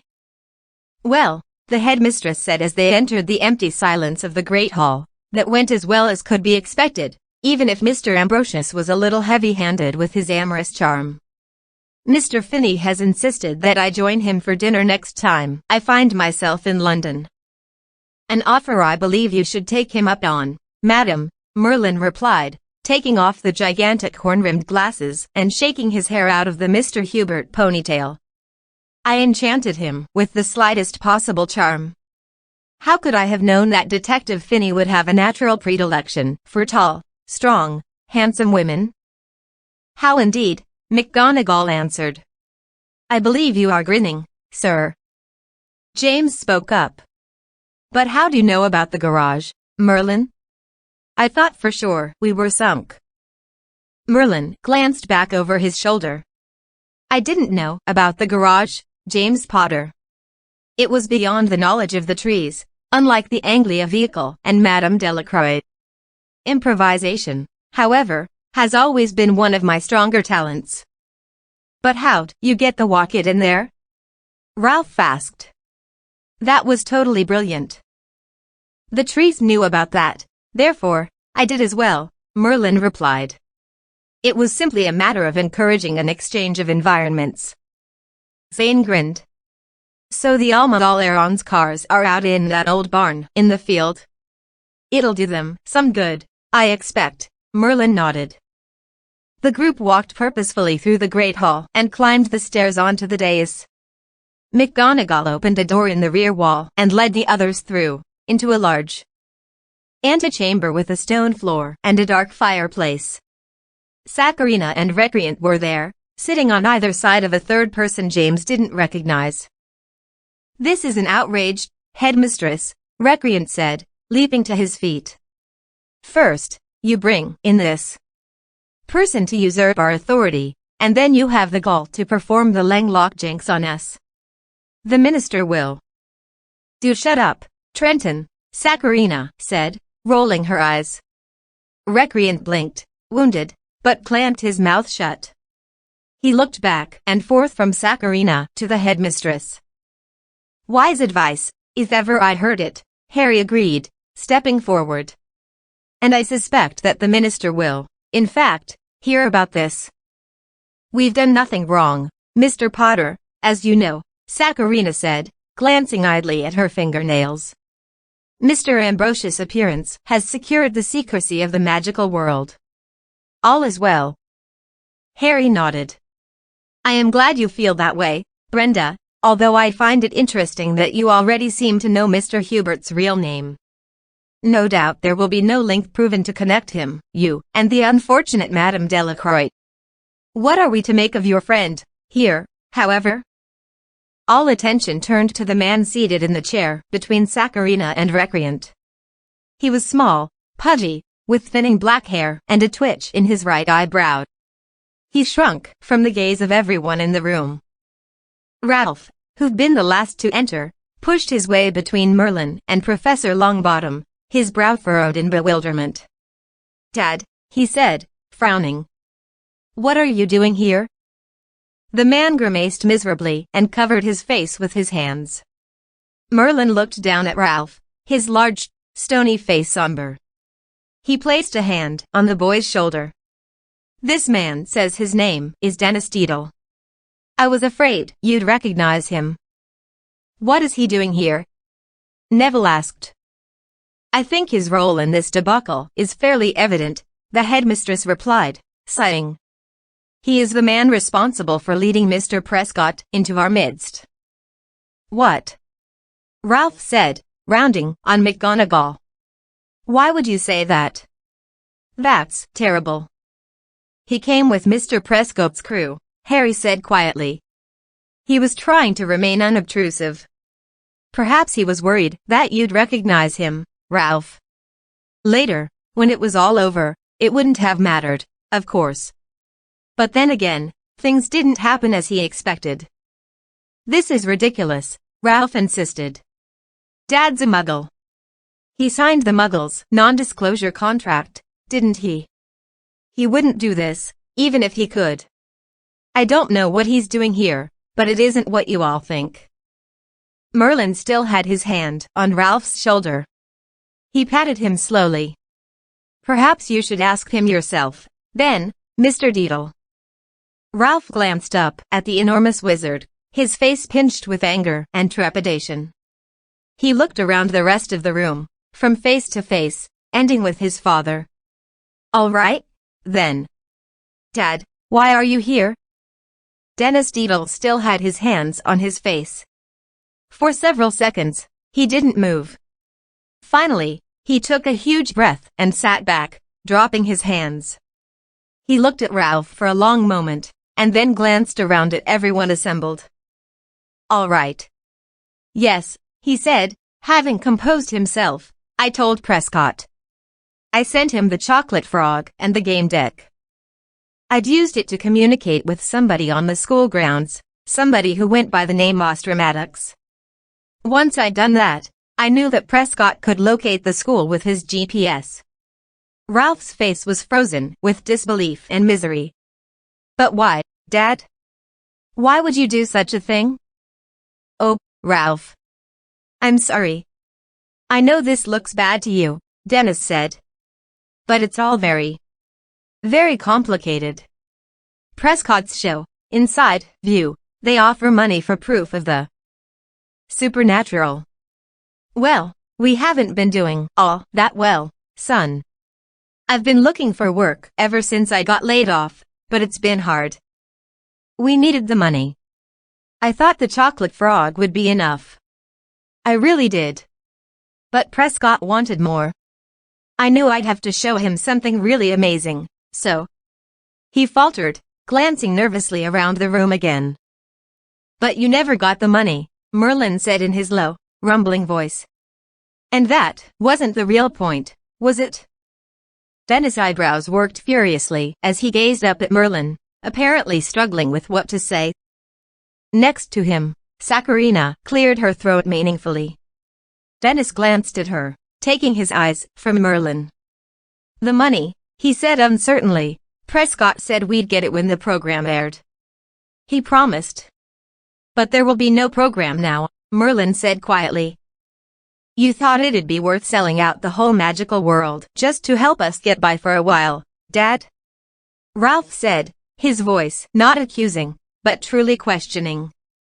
It broke James' heart to hear the disappointment in the boy's voice. No, son. Dennis answered, but then looked away. I didn't think it'd threaten the whole magical world. I mean, it's just a stupid television show. Besides. He stopped, chewing on his words, wrestling with himself. Besides what? Merlin asked calmly. Dennis looked back at Merlin, his face tense, his right eyebrow twitching. Besides, what did the magical world ever do for me? He spat, then covered his face with his hands again. He took a deep, shuddering breath. Left me all alone, that's what. Shunned and abandoned, like some kind of worthless mutant. Stripped of my name and my family, abandoned by my own parents because I wasn't like them. I was forbidden to ever contact them or speak of them again. They said I'd be adopted into the Muggle world, where I belonged. They said I'd be happier there. Well, I guess I showed them, didn't I? They didn't want me to ruin their reputation in the magical world. Well, why should I care about the secrecy of the magical world at all? Ralph's face was a mask of unhappy consternation. What are you talking about, Dad? You're not a wizard. Grandma and Grandpa died before I was born. You were as surprised as me when we got the letter from Hogwarts. Dennis tried to smile at his son. I'd almost forgotten about my own past, Ralph. It had been so long, and I'd tried so hard to bury it. I'm a squib, son. Your grandparents and your uncle were witches and wizards, but I wasn't born with their powers. They raised me for as long as they could, but they hated my nature. When I came of age and they could see for sure that I didn't have any magical skills, they couldn't bear it. They hid me from the rest of the magical world. I was their ugly little secret. But they couldn't hide me forever. Finally, when I was 12, they sent me away. I went to a Muggle orphanage, under the pretense that my parents had died in an accident. They made me vow never to mention them and never to try and seek them. My mother was. She was sad. She cried and hid her face from me. But my father was hard. She couldn't budge him. He hired a Muggle driver to take us to the orphanage. Mother stayed in the car when my father took me inside. She tried to embrace me, to say goodbye, but father wouldn't let her. He said it would be better for both of us. He performed memory modifications on the workers at the orphanage. He made them believe I had been delivered by the state after the deaths of my parents. I was given a bed and a set of clothes, and then my father left. I never saw my parents again. Dennis Deedle's eyes didn't leave his son's face when Merlin spoke.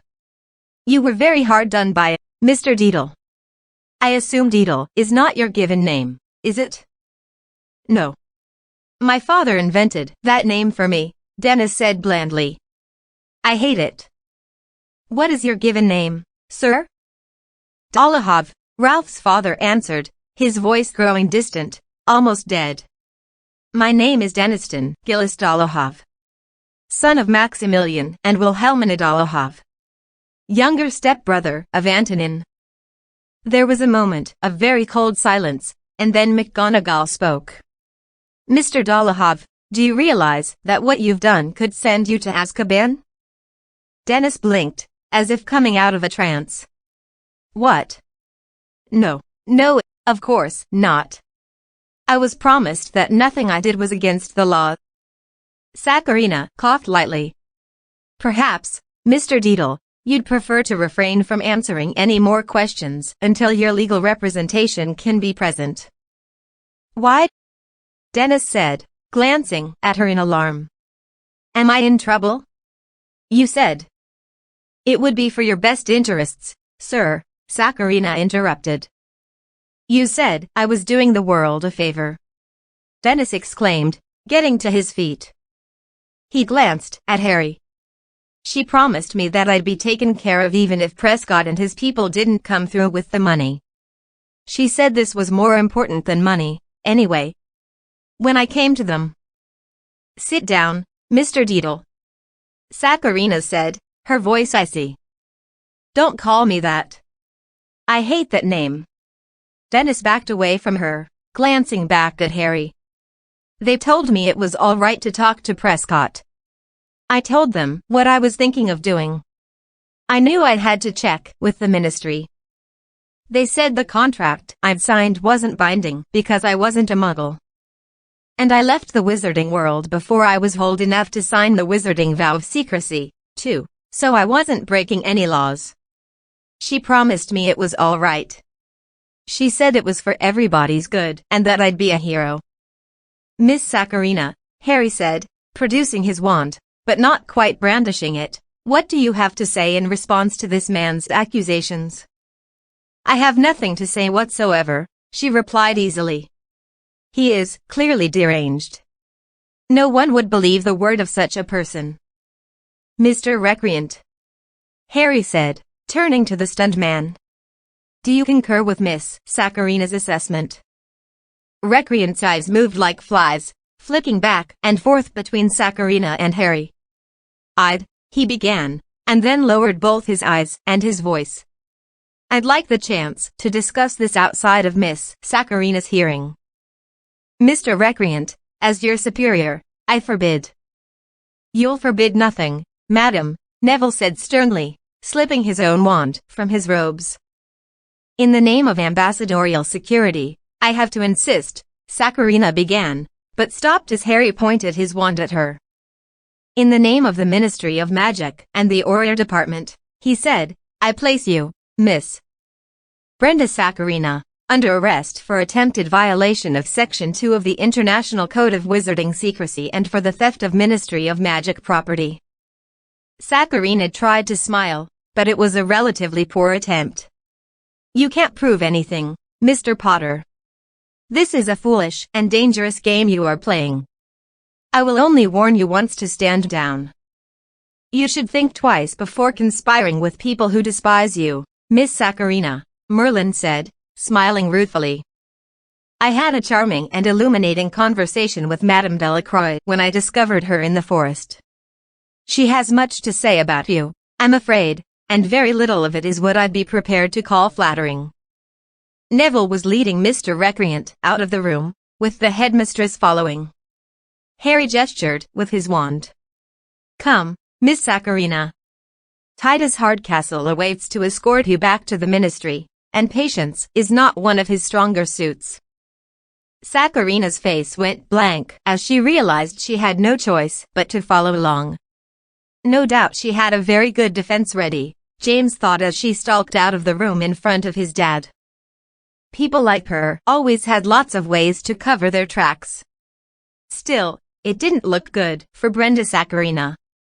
As the door leading to the Great Hall swung open, James saw Titus Hardcastle grinning mirthlessly, his wand pointing carefully at the floor. James found himself left only with Merlin, Zane, Ralph, and Denis Dolohov. Denis looked at his son, and then touched him on the shoulder. "I'm sorry, Ralph. I really am. I was confused." "You should have told me, Dad," Ralph said, dropping his eyes. Denis nodded. After a moment, he raised his eyes to Merlin. "Am I going to go to wizarding prison?" he asked, trying to firm his voice. I'll go along quietly, I guess." "Somehow, I suspect not, Mr. Dolohov," Merlin said, turning to lead the group out of the chamber. He opened the door leading to the Great Hall. "But your actions have resulted in quite a conundrum. It appears that this school's security, strong as it may once have been, is not quite prepared to meet the challenges of modern Muggle technology. Perhaps you'd have some thoughts on how to improve it." Denis frowned. "What are you suggesting? You want my help?" Merlin shrugged. "I am simply acknowledging a rather curious coincidence. You are in need of employment, and we are in need of a revised security program. As a wizard who also happens to be an expert in Muggle technology, you seem rather uniquely qualified to serve in that regard." Denis grinned in relief. "I'll think about that, sir. I am in no position to make any offers on behalf of this school, of course," Merlin said, crossing the Great Hall with his long, commanding stride. "But I know the headmistress. I'll see what I can do." "So," Zane said, following Ralph and James into the entrance hall, "turns out you were of solid magical stock, after all, Ralph, even if they were a bunch of cruel, heartless purebloods. Not that it matters, really, but it does sort of explain why you were made a Slytherin." "Maybe," Ralph said quietly. "This is all too much for me to take in one day. Either way, none of that magic was mine. It was the staff." Merlin stopped near the stairs, and then turned slowly. He gazed at Ralph speculatively. "You were the keeper of my staff?" "Yeah," Ralph answered dejectedly. "I kept it from killing anyone, I guess. But barely." "Don't listen to him," Zane said. "He was spectacular with it. Saved James' life once with it. Grew a peach tree out of a banana, too. So he once burned a bald stripe onto Victoire's head in DAD8. All of us have thought about doing that to her from time to time, just to shut her up." Merlin approached Ralph. James was certain the wizard hadn't been carrying his staff a moment before, but as he lowered himself to one knee in front of Ralph, he now held it in his right hand. The runes along its length were dark, but James remembered how they'd pulsed with green light the night before. "Mr. Deedle, or shall I call you Mr. Dolohov?" Merlin said. I'm kind of attached to the Deedle, Ralph answered, glancing up at his father. I don't know if I'm ready to be a Dollahog yet. Sorry, Dad. Dennis gave a small understanding smile. Mr. Deedle, then, Merlin said. Not just any wizard could have borne the responsibility of the staff. You have heard it said that the wand chooses the wizard, and this is true. Madame Delacroix believed you were merely a vessel to bring the staff to her, but she was mistaken. The staff chose you. A lesser wizard would have been unable even to hold the staff, much less use it. But you, without knowing it, brought the staff under your own power. You had no idea of the strength of it, and yet you managed it. It obeyed you, and that is the mark of a wizard of very, very great potential. Part of this staff now belongs to you, Mr. Deedle. I have felt it. I knew that a portion of it was no longer my own, but I knew not whose it was. Now I know. Merlin lowered his staff so that it lay across his knee. He closed his eyes and felt along the length of the staff, his hand barely touching the wood. Faint green light moved within the rooms, flickering. Merlin wrapped his hand around the lower, tapered end of his staff, then, with barely a twist, broke off the last foot of its length. He opened his eyes again and held the length of wood out to Ralph. You are, I believe, in need of a wand, Mr. Deedle. Ralph took the length of wood from Merlin. As he did, the wood became his wand again, still ridiculously fat and chunky, with the lime green painted tip. Ralph grinned, turning it over in his hands. I wouldn't expect it to be quite as powerful as it once was, of course, Merlin said, turning his staff upright and using it to stand again. The staff was noticeably shorter now. But I suspect you will still be able to do remarkable things with it. Thanks, Ralph said seriously. Don't thank me, Merlin said, raising an eyebrow. It's yours, Mr. Deedle. You made it so. So the wizard gives the cowardly lion his courage, Zane said, grinning. When does James here get some brains?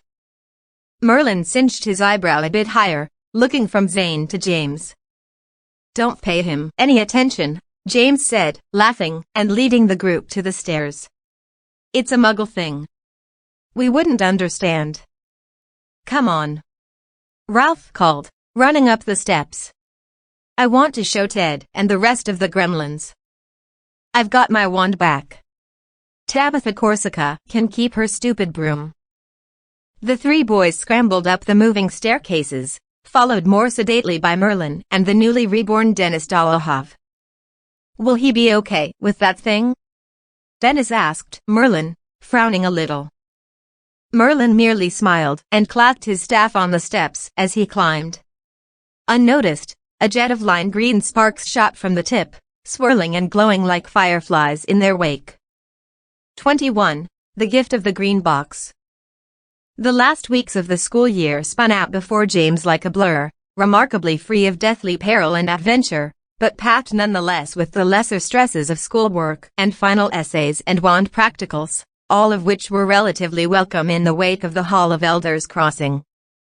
To no one's great surprise, Hufflepuff was awarded the House Cup, being the only house to avoid major point deductions for involvement in the various Merlin conspiracy skullduggeries. The broomstick caper alone had cost Ravenclaw and Gryffindor 50 points each. On the morning of the last day of school, James was stuffing his books and extra school robes into his trunk when Noah bounded up the stairs calling for him. Ron Weasley's in the fireplace. He wants to talk to you. James grinned.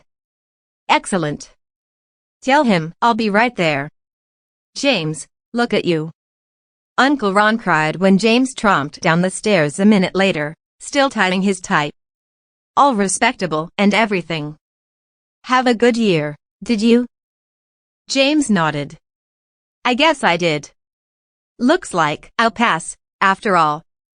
Spent all of Monday night getting ready for Franklin's DADA practical, then had the most horrible sensation that I'd forgotten everything 5 minutes before the test. I wasn't exactly talking about your schoolwork, You dunce, said the face in the embers, grinning crookedly. Your dad told me all about the Merlin conspiracy you uncovered. That's brilliant stuff, and no mistake. Yeah, well, James said sheepishly, it was all pretty exciting there for a while, but it's weird. 5 weeks of schoolwork and suddenly all of that seems like it happened to someone else. That's the way of it, Ron nodded. The dull parts of life spread out in your memory and crowd out the exciting parts until they just seem like little flashes. It's the way your brain copes with it all, I guess. Speaking of which, how's Professor Jackson doing? James rolled his eyes. Nothing can keep old Stonewall down for long. He wasn't really injured in his duel with Delacroix, even though his backup wand wasn't as powerful as the one she broke. Apparently, he chased her through the woods for hours and finally cornered her in a clearing. He says he'd have gotten her, except that she cheated, calling on the enemy naiads and dryads to fight with her. The trees attacked him from behind, knocking him out. That's how he got the big bruise on his forehead. Still, he was back in class the day after Prescott left, and he's been raining fire on Zane and me ever since. Ron raised an eyebrow. Can't really blame him, I guess. We gave him back his briefcase and apologized and everything. I mean, I know we ruined his lifelong quest to protect the relic robe and prevent the return of the most dangerous wizard of all time and all, but come on. Merlin turned out to be all right. Delacroix got sent back to the States to stand trial in the American wizarding courts. Everything worked out in the end, didn't it? All I can say is if I was him, I'd wish you spiders in your drawers for the rest of your life, Ron mused. But that's just me. My mind tends to go that way. Honestly, Uncle Ron, I want to make it right. I liked Professor Jackson at first. At the risk of sounding like a responsible adult, James, actions have consequences. Apologizing is great, but sorry isn't a magic word. You not only ruined Jackson's plans, you took a stab at his pride. You succeeded in foiling him. In his mind, you made a fool out of him. That's a hard thing for a bloke like him to get over. Frankly, you can't blame him, can you? I guess not, James agreed sulkily. At least, he didn't fail us in technomancy. It was a close thing, though. Good man. Still, don't get too wrapped up in classwork, You've got a reputation to live up to. Or down to, Noah's voice quipped from nearby. I heard that, Metzger, Ron said sternly. It's a proud Potter tradition, squeaking by in school. Started with James Potter the First. Besides, you're one to talk, Mr. Gremlin. Got high marks this year, all across the board, Noah said primly. Ron grinned again. Thanks to your friend Petra, no doubt. She's to you gremlins what Hermione was for Harry and me. Hold on. She wants to say hello, James. The face in the coals sank out of sight. A moment later, Hermione's pleasant smile and perpetually bushy hair formed. James, you look very handsome, she said proudly. Don't you listen to your uncle. He studied plenty and was just as worried about marks as anyone. That's not true, a muffled voice called from the depths of the fireplace. Hermione grimaced. Well, almost anyone, she conceded. Anyway, your mum and dad will be very proud of you, and so are your uncle and me. Though, I just can't believe how fast the time goes. It seems like only yesterday that we were all still there, she sighed, looking around the common room. It looks almost exactly the same. We'll have to make a point of visiting next year. It'll be nice to see the old place again. Even in the embers, Aunt Hermione's eyes glistened a little. She blinked, and then returned her gaze to James. Anyway, James. Ron's been talking to your father, you know, and the two of them wanted to ask you something. I thought it'd be best if someone besides either of them brought it up, though, because, frankly, they're both so silly about it that they'd influence your response. What is it? James asked, squatting down in front of the fireplace. Don't kneel, Hermione chided automatically. You'll scuff up your pants with ash. It's about the headmistress. She's planning to retire, you know. James didn't know. She is? But what would she do with herself? Hermione gave James a look that said she'd just remembered how old he was. Minerva McGonagall has quite a life outside the walls of Hogwarts, James, as difficult as that may be for you believe. She's even, I understand, taken Mr. Finney up on his offer of dinner in London. She did. James hooted. She did. Noah chimed almost simultaneously from the couch, looking up from a book. Hermione rolled her eyes. It was a purely professional meeting, I can assure you both. She performed a few minor memory modifications upon Mr. Finney, not really causing him to forget his visit here, but altering it. It's all a part of Mr. Dollahov's program to clean, as he calls it, the school's security record. Still, Hermione added, lowering her voice a bit, she did speak rather highly of Mr. Finney. It would be quite nice to think that she might find a companion for herself. After all. Hermione. Ron's voice barked from the depths of the fireplace again. Anyway, Hermione said, turning businesslike. Yes, the headmistress does plan to retire, possibly as soon as this summer, assuming a suitable replacement could be found. Most likely, she will stay on to teach Transfiguration and help the new headmaster, whoever he or she might be. Some had suggested Neville Longbottom, but the ministry feels he might be a bit young for the post, which is just silly, but politics being what they are. Merlin! James exclaimed. You're all thinking of asking him to be the new headmaster. A whoop of happy triumph emanated from the depths of the fireplace. Hermione scowled. You can leave me out of this, thank you very much. This is all your father's and uncle's idea. But I can see you are as mad about it as they are. But how can he be the headmaster? Noah asked, jumping off the couch and crouching in front of the fireplace. Sorry, he added quickly. Couldn't help overhearing and all that. Really? Hermione replied a bit archly. Here, I had assumed you were suitably entrenched in that arithmancy textbook. How silly of me. Please do keep it a secret, though, the both of you. So, what am I saying? Ron, you might as well explain this. She sighed and blew her bangs out of her face in a gesture James remembered from his earliest memories of Aunt Hermione. She gave a bemused smile. James, have a good trip. We'll see you in a week. Rose and Hugo say hello and to buy them some cauldron cakes on the train. Good day, Noah. She disappeared from the embers and Uncle Ron's face appeared again. Excellent idea, he announced, looking from Noah to James enthusiastically. But how? Noah asked again. I mean, the bloke was the most potentially dangerous wizard in the history of the planet a few weeks ago, wasn't he? And now you think the ministry will put him in charge of a bunch of kids? Not without lots of oversight, Ron said quickly. He had obviously thought a lot about it. That's where McGonagall and Neville come in. They'll watch him and help out, sort of like a board of directors. McGonagall has already agreed to it, although we had to push her a bit on it.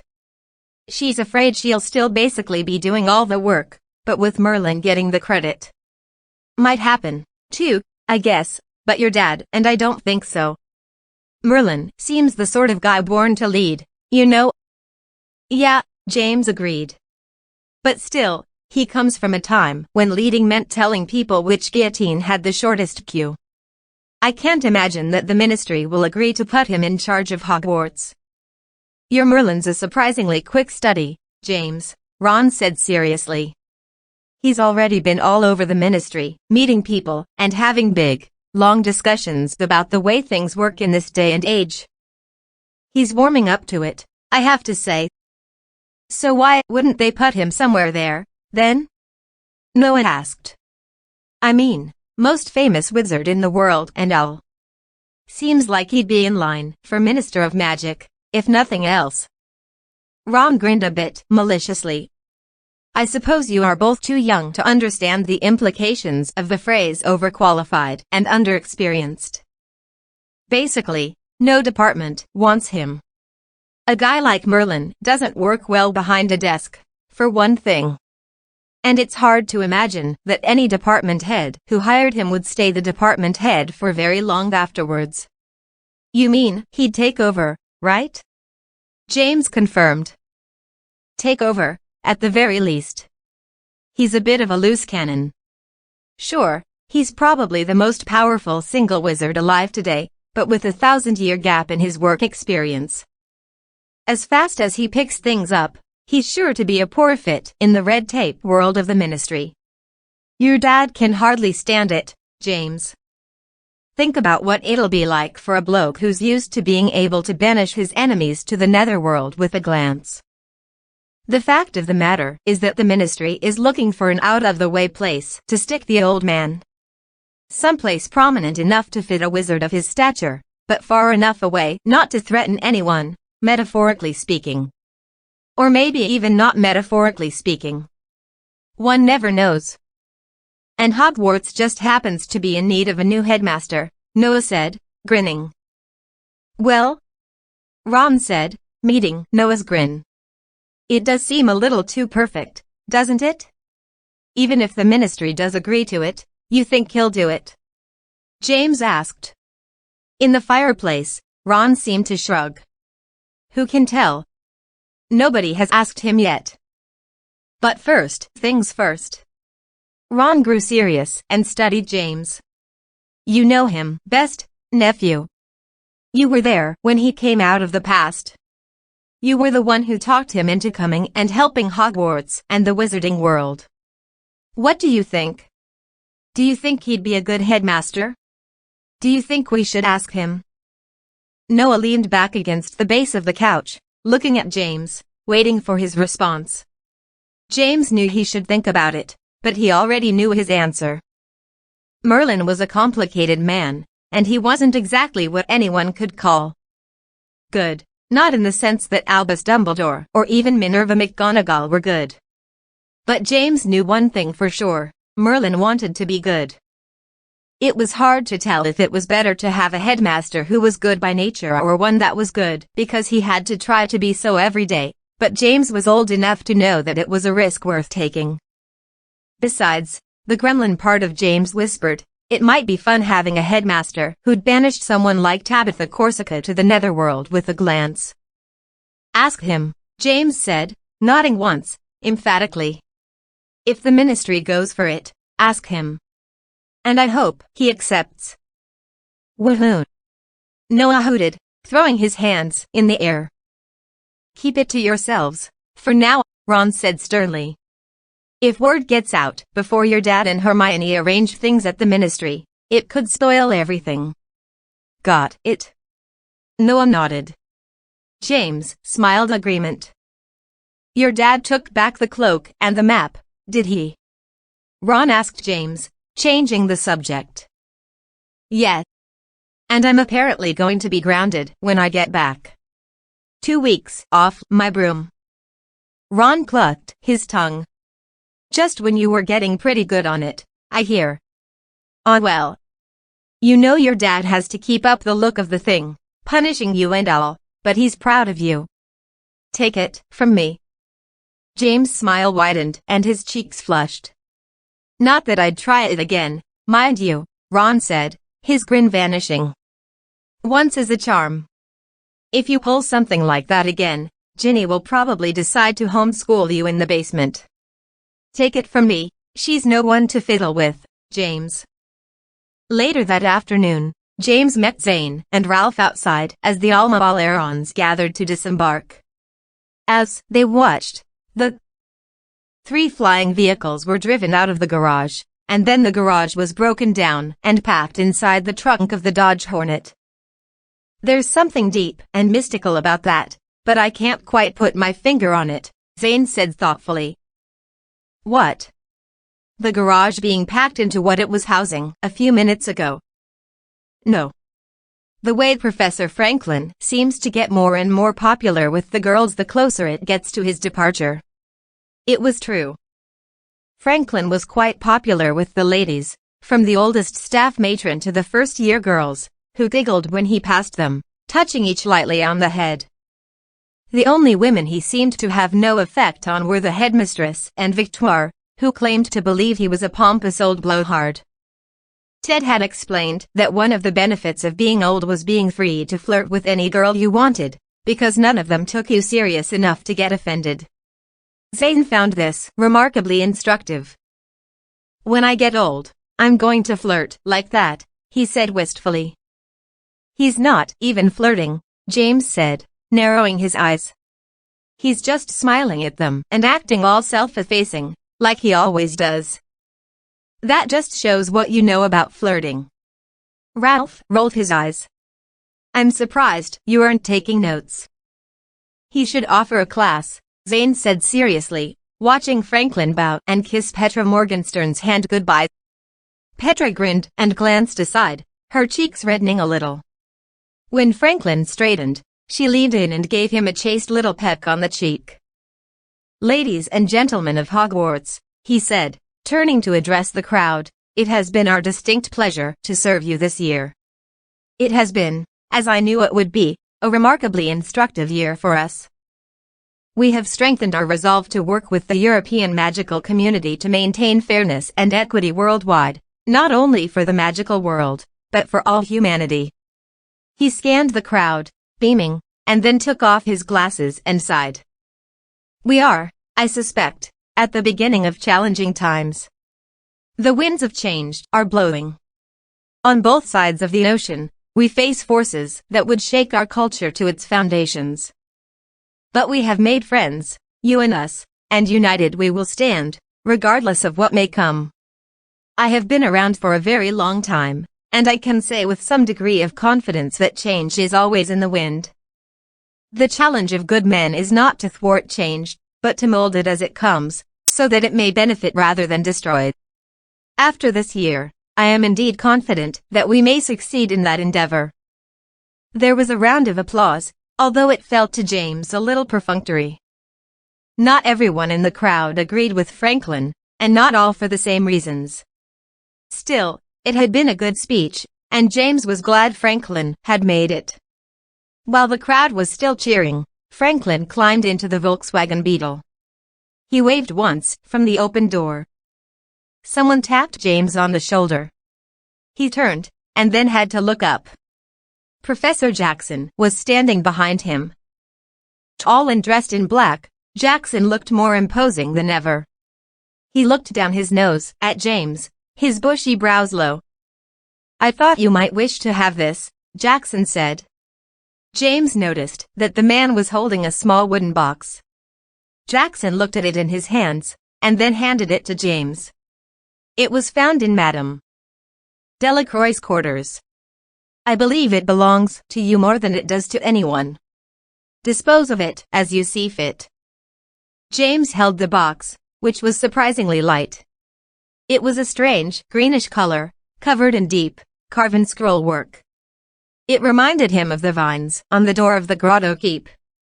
He looked up to ask Professor Jackson what it was, but the man was already striding across the courtyard toward the Stutz dragonfly. He stopped when he reached the vehicle, and then turned, raising one hand to the assembly, his face as stony as his nickname. The crowd cheered, a much longer and more sustained ovation than even Franklin had received. Surprisingly, Jackson had become a favorite at Hogwarts, not so much in spite of his curmudgeon-like demeanor as because of it. Once Jackson had climbed into the vehicle, the rest of the assembly boarded quickly. The great cloaked delegates from the American Department of Magical Administration had arrived from London the day before to join their fellows for the trip back to the States. They filed into the vehicles, nodding goodbyes to the assembly. Last were the porters, who packed the enormous pile of luggage into the apparently bottomless trunks of the vehicles, and then climbed into the front seats to drive. The wings unfolded from the vehicles smoothly, delicately, and began to thrash the air. The Dodge Hornet took off first. With a squeak of springs and creak of metal, it rose into the air, turning slowly. The Stutz Dragonfly and the Volkswagen Beetle followed, the low drone of their wings beating the air and rippling the grass of the courtyard. Then, with sudden grace and speed, they raced off, rising, their noses tilted toward the ground. In less than a minute, the noise of their departure was lost in the late spring wind that blew over the hills. Ralph, Zane, and James plopped onto a bench near the courtyard entrance. "So what's in the box Jackson gave you?" Ralph asked, peering curiously at it. "I wouldn't even open it, if I was you," Zane warned. "Remember what he said about making our lives interesting? He's the kind of guy to wait right until the moment he leaves to get his revenge on you. That way, he's gone when the trouble starts." He tapped the side of his head wisely. James frowned and shook his head slowly. He looked at the box on his lap. It had a brass latch on the front, holding the lid shut. Without a word, he flipped the catch and raised the lid. Zane and Ralph leaned in, craning to see. The inside of the box was lined with purple velvet. There was one object inside, lying atop a piece of folded parchment. "I don't get it," Ralph said, sitting back again. "It's a doll." James removed it and held it up. It was indeed a small figure, roughly made of burlap and twine, with mismatched buttons for eyes. Zane peered at it, his face serious. It's you, James." Sure enough, the figure did bear a striking resemblance. Black yarn on the head formed a good representation of James' unruly hair. Even the shape of the head, the line of the stitched mouth, and the placement of the button eyes made an eerie portrait. James shuddered. "It's a voodoo doll," he said. He remembered the note inside the box. All three boys leaned in to read it as he unfolded it. "Mr. Potter, you will surely recognize what this object is. There was no time in this year's technomancy curriculum to discuss the ancient art of representational harmonics, but I suspect you grasp the implications. This was found inside Madame Delacroix's quarters. After some discussion with the headmistress and the portraits of your Severus Snape and Albus Dumbledore, whom you should know have taken rather an interest in you, it was determined that you might benefit from knowing how Madame Delacroix used this object against you. The elegance of her manipulation was quite impressive, really. This figure was placed next to a much larger figure of your father, Harry Potter. On the other side of that was a candle. It seems apparent that she kept that candle lit at all times. The result, of course, Mr. Potter, was that your figure was always in the shadow of the representation of your father. There is always a grain of truth in the manipulations of the voodoo art. Delacroix knew that you would legitimately struggle with the expectations of your legendary father. The lesson you must learn from this, Mr. Potter, is that emotions are not bad, but they must be examined. Know yourself. Feelings always seem valid, but they can confuse. And they can, as you have seen, be used against you. I repeat, as your teacher and as your elder, know your feelings. Master them, or they will master you. Theodore Herschel Jackson. Wow. Ralph breathed. We didn't call her the Voodoo Queen for nothing. Zane asked, "What are you going to do with it, James? I mean, if you destroy it, will you be destroyed, somehow?" James stared at the small, unattractive caricature of himself. "I don't think so," he replied thoughtfully. "I don't think Jackson would have given it to me in that case. I think he just means for me to remember what happened. And to try to make sure it never happens again." "So," Zane repeated. "What are you going to do with it?" James stood, stuffing the doll into the pocket of his jeans. "I don't know. I think I'll keep it. For a while, at least. With that, the three boys meandered into the school, intent on doing as little as possible with their last day of the school year. Late that night, unable to sleep from the excitement of the next day's departure, James got out of bed. He crept down the stairs into the common room, hoping someone else might still be up for a game of wizard chess or even winkles and augurs. By the glow of the banked fire, the room appeared to be empty. As he was turning away, something caught James' eye and he looked again. The ghost of Cedric Diggory sat near the fire. His silvery form was still transparent, but was noticeably more solid than the last time James had seen him. "I was trying to think of a name for myself," Cedric said, smiling as James threw himself onto the couch nearby. "You've got a name already, haven't you?" James answered. "Well, not a proper, ghostly name. Not like Nearly Headless Nick or the Bloody Baron. I need something with some panache." James considered it. "How about The Chaser of Annoying Muggles? It's a little long." "Well, can you do any better?" "I was thinking, you'd better not laugh," the ghost said, giving James a stern look. "I was thinking of something like The Spectre of Silence. James replied carefully. "But you aren't silent. In fact, you sound a lot better now. Your voice doesn't sound like it's being blown in from the great beyond anymore." "Yeah," Cedric agreed, "I've become quite a bit more. Here, sort of. I'm as ghostly as the rest of the school ghosts now. I was silent for a long time, though, wasn't I?" "I guess so. But still, with a name like the Spectre of Silence," James said doubtfully, "it's going to be hard to make that stick if you go around chatting people up all the time." "Maybe I could be all broody and quiet a lot of the time," Cedric mused. "Just do a lot of floating around and looking down and everything. And then, when I pass by, people would whisper to each other, 'Hey, there he goes. The Spectre of Silence.'" James shrugged. "It's worth a shot. I guess you have the summer to practice the whole brooding silence bit." "I guess so." James suddenly sat up. "So do you think you'll be the new Gryffindor ghost?" he asked. "I mean, with Nearly Headless Nick gone on to wherever ghosts go, we don't have a house ghost anymore." Cedric thought for a moment. "I don't think so, really. Sorry. I was a Hufflepuff, remember?" James slumped back. "Yeah. I forgot." A few minutes went by, and then Cedric spoke again. "That was a pretty great thing you did, going out and calling Merlin back to help us out when it seemed like he'd left for good." James lifted his head and looked at the ghost.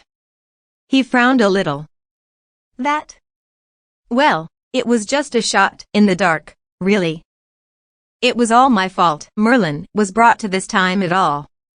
I thought I was doing the world this big favor, standing in the way of Delacroix's and Jackson's evil plan.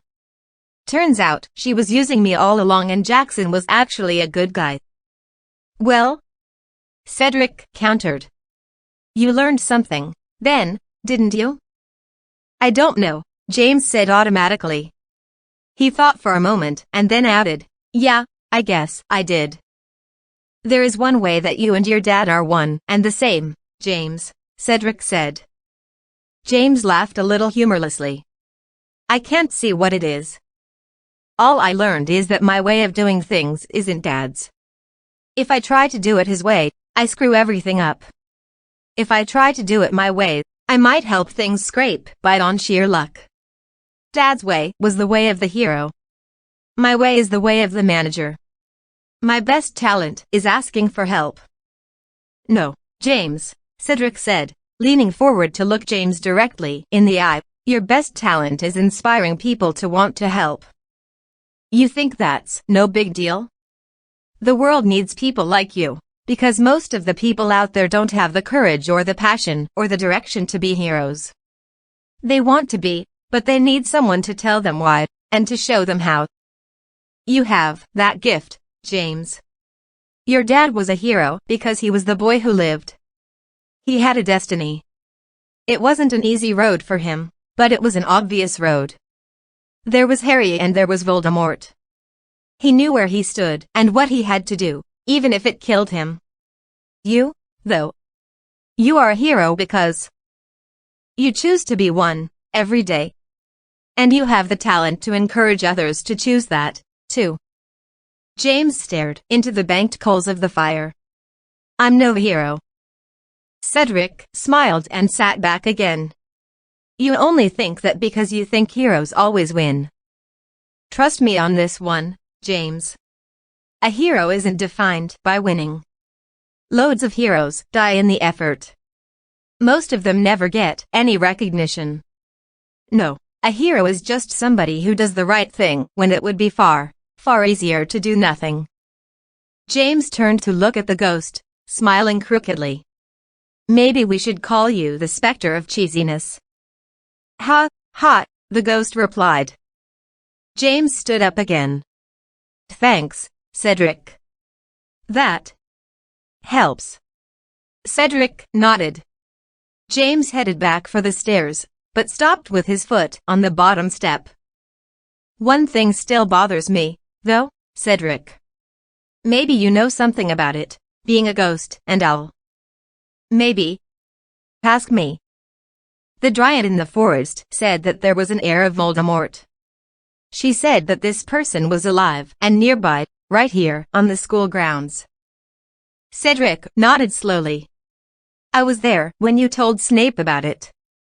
Well, whoever that is, I think that's who took Ralph's game deck and used the name Austromatics. If that hadn't happened, none of this would have come about. Whoever it is had to have been working with Miss Saccharina from the very beginning. Cedric looked away, out a nearby window. You think you know who it is? Tabitha Corsica, James said flatly. I thought it might be her after I talked to Snape, and I still think it could be her. So her broom wasn't the Merlin staff. There's still something scary about it. And about her in general. Cedric stood and walked through the chair, apparently without noticing he was doing so. I've felt something, James. I'll admit that to you. There is a sense of he who must not be named here still. It lingers within the halls. It's like a smell, like something rancid and oozing and purple, somehow. Maybe I am more sensitive to it than the other ghosts. After all, he was responsible for my death. Yeah, James said quietly. I haven't forgotten. But James, things are rarely as obvious as we'd like to think they are. In the real world, at least in our time, if not in Merlin's, evil wears many masks. It's confusing. You have to be very careful.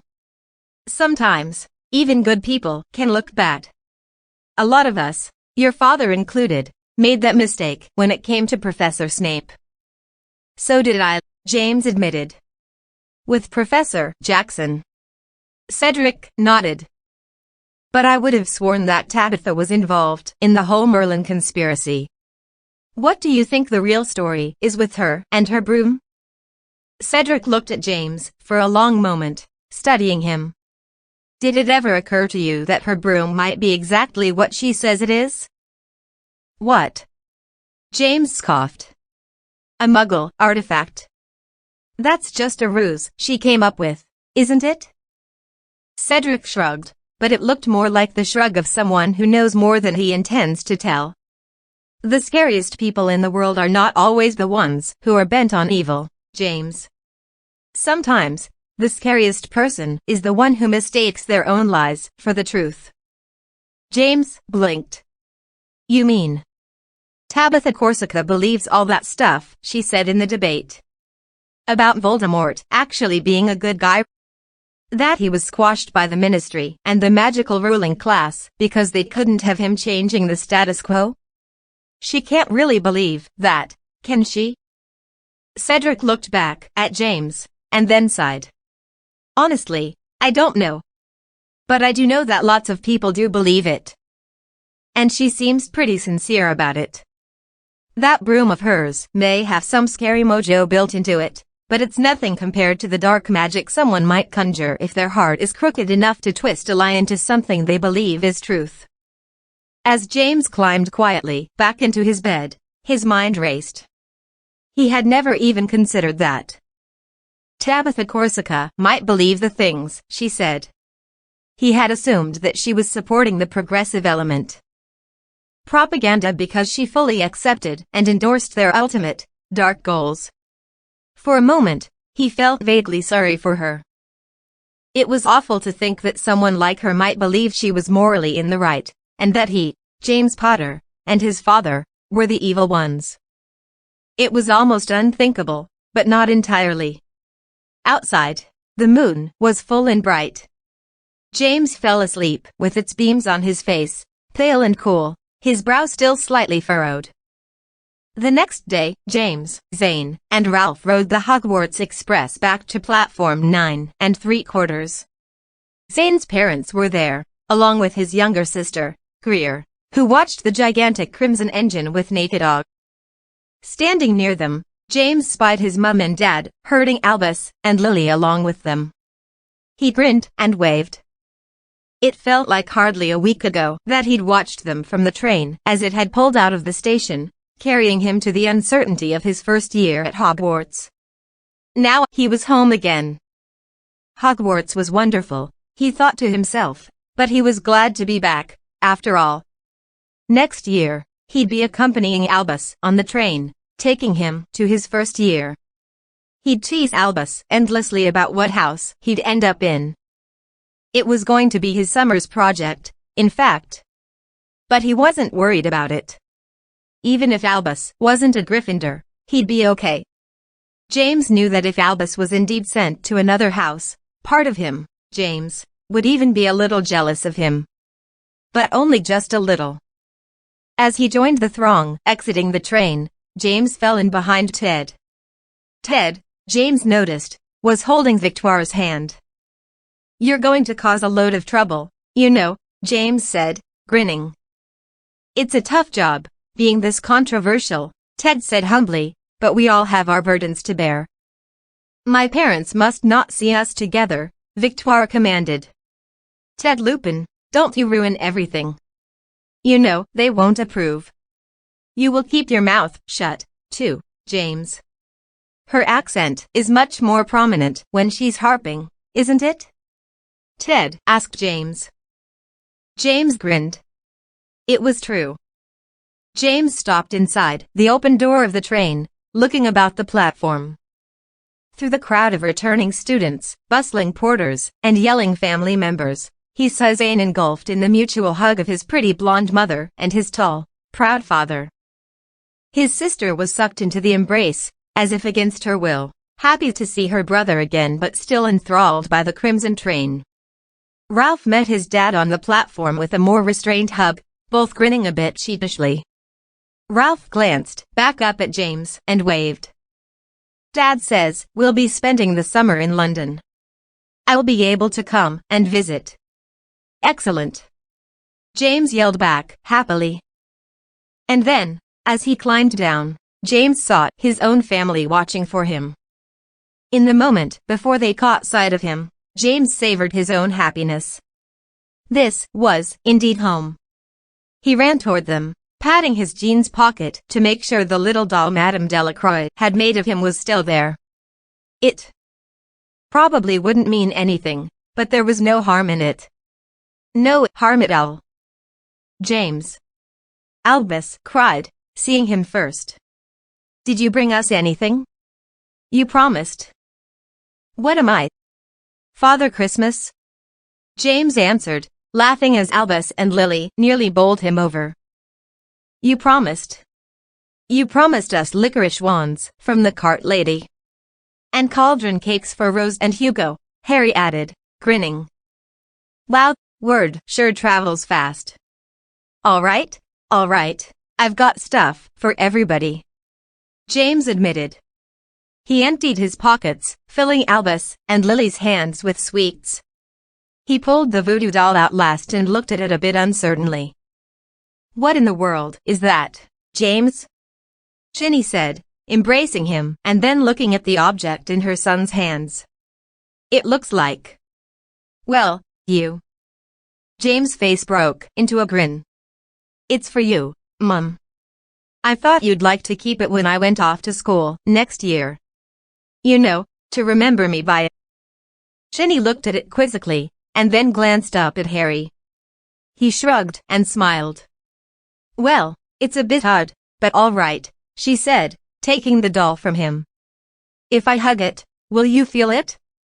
James shrugged, affecting disinterest as the family began to make their way into the main terminal. I don't know. Whatever. It's, you know, worth a try, I suppose. Ginny nodded, smiling and throwing a glance at Harry. She gave it a try. The end.